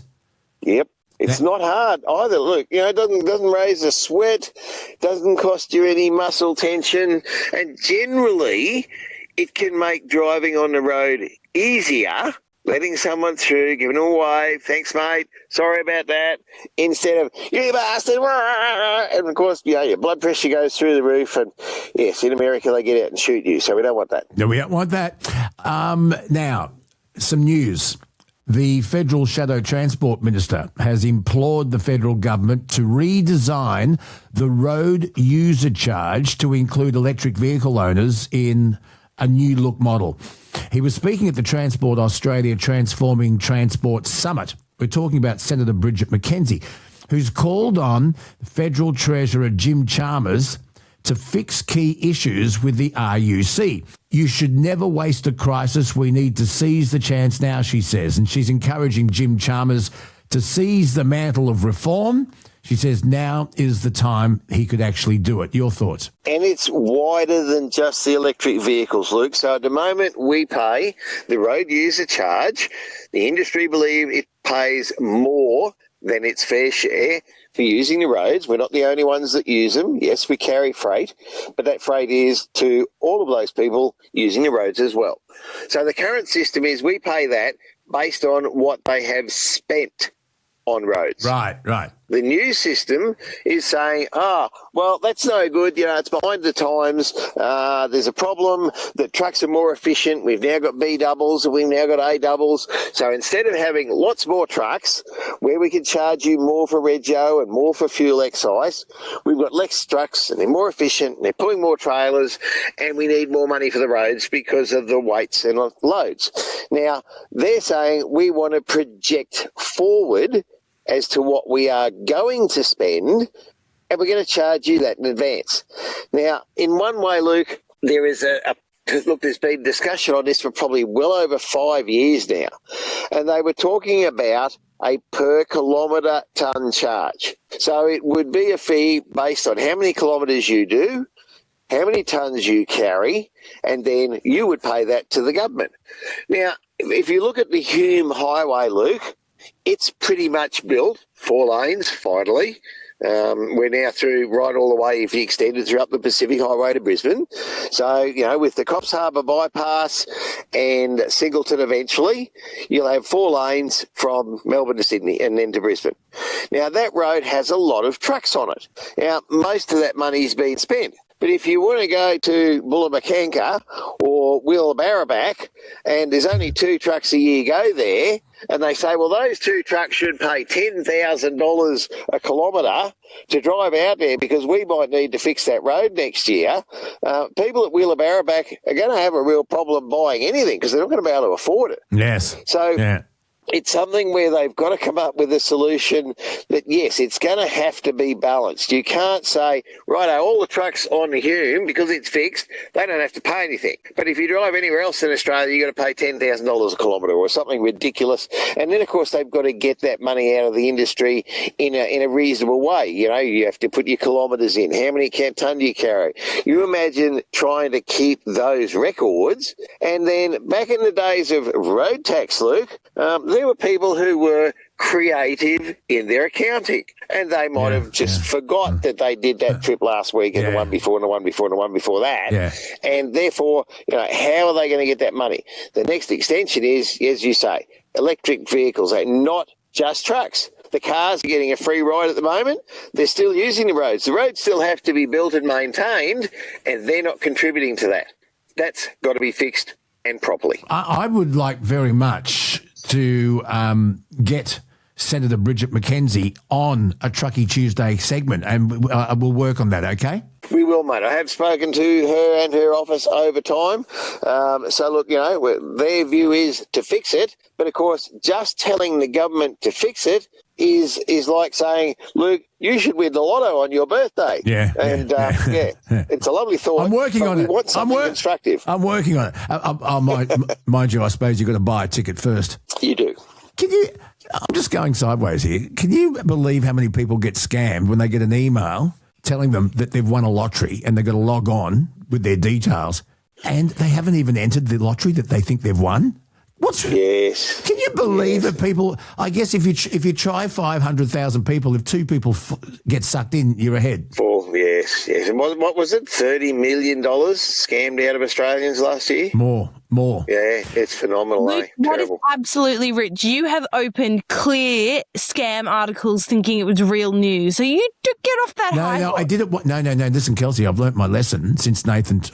And if I see obviously bullshit clickbait, I type the story into my search engine to see other sources. And I don't ever do it anymore, Kelsey. Never again. I will never be caught out again. I don't believe it. Learned your lesson. I'm telling you, it hasn't happened since, Kelsey. So just get back in your box, okay? Put some makeup on. If you're coming to breakfast, get ready. The Australian Trucking Association has responded to some ongoing concerns about driver behaviour, including distraction, unsafe lane changes and a lack of understanding about the space trucks require to operate safely. Here we go again. The ATA, the Australian Trucking Association, announced the relaunch of its iconic Safe T360 campaign. You got Truck Week coming up soon, and the Australian Trucking Association has announced the relaunch of its iconic Safe T360 campaign. When's Truck Week? Truck Week is the 11th to the 19th of May. It's the first time it's been run outside of the Brisbane Truck Show for a number of years. Now, I did badger, ring, email, jump up and down, yell and scream to the ATA a few years ago and said, we have nothing to promote the industry, we should do Truck Week. Now, in America, it's phenomenal over there. It's very, very big. Mate, they have carrying the wreaths, they have carrying the Christmas tree around America. Yeah. Oh, mate, they do phenomenal things. And I said, we need to do something. So the ATA did it, said it was too hard at the time. Then we started having Truck Week as part of the Brisbane Truck Show. It only goes for the week of the show itself, but the show's only every 2 years. And the Heavy Vehicle Industry Association, who are the group that do organise and promote the Brisbane Truck Show, have said, well, we think that we should have Truck Show each year, and we're going to start it off on a small basis. So, you know, if you have a truck yard, you can invite people in and talk to them about the industry. Yeah, you can have a barbecue for your drivers. You can get on the radio and tell people about the industry. You can do anything like that yourself. Or your company can be involved. They do have a big list of people who have nominated to do things. I'll be launching our Knights of the Road campaign where I can get a chance to get my bib in somewhere. And, of course, they've relaunched the T360 campaign. Now, Luke, I'm going to be very modest and honest and say that the ATA have had a number of trailers over the years. The first one was called the SET. S-E-T, and that was funded by a gentleman by the name of Albert Hunt. He put a lot of money into it, and it was towed around by Volvo. I actually had it in Dubbo. I took it to the shopping centre and to a couple of schools in Dubbo, and it was called the Safety Education Trailer, and that ran for a number of years. Eventually, the ATA got some funding, and they built their own state-of-the-art trailer, and it had actually 10 things in it. Now, those 10 things, Luke, and look, at the time I said to the ATA, oh, geez, it would have been really nice if you'd have recognised the fact that those top tips are the ones that I've been promoting for the last 10 years. They just seemingly forgot that. But the trailer was out. It had all these things in it looking at the Truckie's top 10 tips for sharing the road. Now, again, I didn't want money. I didn't want anything other than the fact that, by the way, Rod Hannafy came up with these first and we're using them. But the new one they built some years ago, it had virtual reality headsets in it. Right. So the old set, you used to stand sort of halfway back the trailer. They had 3 television screens in front of you. One was out the windscreen. One on either side was the mirrors. And you all sort of stood there, and occasionally you'd get a turn at the steering wheel of the truck, and it was done via video. So it was very good for its time. The next one was done up with all virtual reality headsets, and after the games were done, you'd sit there and play one game about how the load moves and all that sort of thing, and sharing the road. It was promoted very heavily. But look, the ATA as an industry association don't employ truck drivers. They had people that coordinated the trailer. It went to industry events, and now, as it says there, the Steering the Future group, which is Yogi and his wife Amanda and Craig and his wife Colette, now have that trailer, and they have support from industry associations, and they go to truck shows and they promote the industry and road safety. They try and encourage young people into the industry, and it's good that they've now taken that on, taken the mantle from the ATA, although the ATA is obviously supporting it, and they made a full-time job out of it, going to events and shows. And I actually saw them last time I went to Perth. They were pulled up at Nullarbor on their way over to the MAC muster in Perth, and they go around to shows and events and promote the industry, and I'm sure that we will see them at casinos should we all get there. Should we all get there? That'd be great. Now, just lastly, the VTA, the Victorian Transport Association, is hoping that the federal government will announce something a little bit enticing in the way of the Australian Fuel Security and Resilience Package. The details will be in the federal budget on Tuesday. What are you hoping for? Well, mate, of course, we all said that we're supposed to have our 90-day supply. We haven't. I've heard talk of much fuel being confirmed and locked in for supply into the future. We all hoped that the war was going to finish quickly, and it's not, and it's dragging on. And you can either believe Donald one day or Iran the next, and I don't think either of them knows what day it is and what they want, and they're not going to agree very easily. So, mate, this could be a real future problem. I've heard manufacturers coming out and saying you're going to have to brace yourself because these cumulative costs are finally getting through to people, to getting through to products, and they're going to start seeing it in the stores. I do hope that somebody monitors that carefully so that people don't cheat the system and grab more that they're entitled to because of the rise in costs. We as an industry have fought long and hard to get cost recovery for fuel, and yes, we finally got something through, but mate, we're hoping that there's going to be enough to go around because it's not just us, it's the mining industry, it's the farming industry. And Luke, I don't know whether you've heard, at this stage I believe it's 2/3 of New South Wales is currently deemed in drought. There are farmers who are trying to decide whether to plant crops. If they don't, we're going to have a real issue. And again, Luke, whether it's clickbait, I did see a post come up last night about the Hoover Dam in America running out of water. Have you seen anything about I haven't. that? I'll look into it. Mate, it's looking very, very serious for electricity and for farming in America. So please check that out. I will. Because, of course, they're one of the people that we compete with for products. And if we fail, normally they fill in and vice versa. Yeah. So it could be a pretty scary future there, Luke. All right, I'll look into that. I'll have more on that next time we chat, and we'll know more about what will happen in the budget, which is coming down next Tuesday. As I said, we'll have more to say on all of that. All right, look, once again, thank you to our sponsors, GME, the only Australian manufacturers of CB UHF radios. Rod, you love them. I certainly do, mate. I have both. I have a CB in the truck and I have two UHFs. One's normally on 24 because on the back of my trailers I'm involved in a promotion.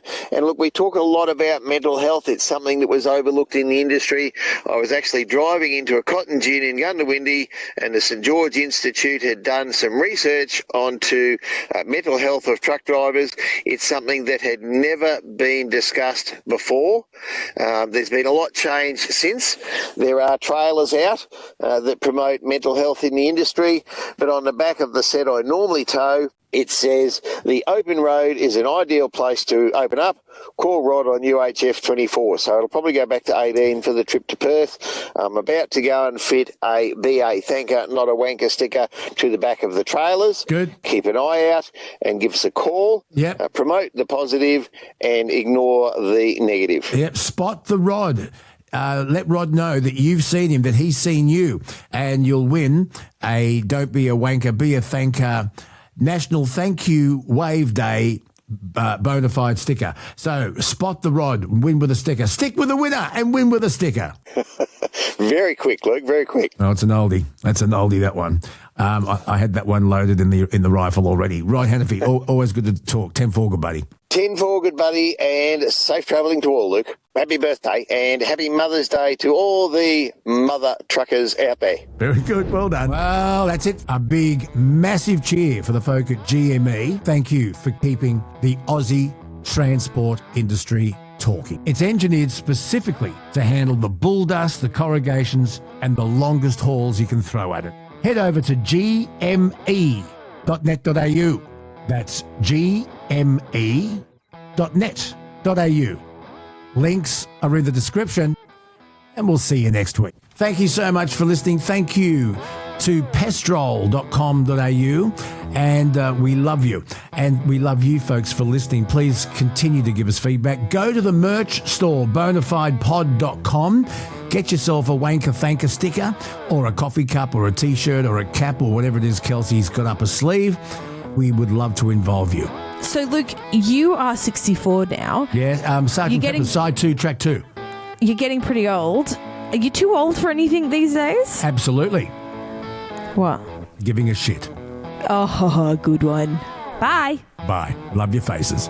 Not mine. Well, that's us for another one. But before you go, don't spend another night laying awake listening to things moving in the ceiling and the walls. If you want that peace of mind, well, get on the front foot and head to pestrol.com.au. Like I said, I've known Andrew for over 20 years, way over 20 years, as a matter of fact. He's a good mate, he's a good man, and his gear actually works. Otherwise, I wouldn't endorse it. If it's crawling, flying, or chewing, or messing up your bathroom, talking to you, hey, Pestrol has the answer. Is there a product called Kelsby Gone? Grab what you need. Remember, this is important. Use the code BONA, B-O-N-A, to get your free delivery. And it helps us keep the lights on here at the show. Stay safe.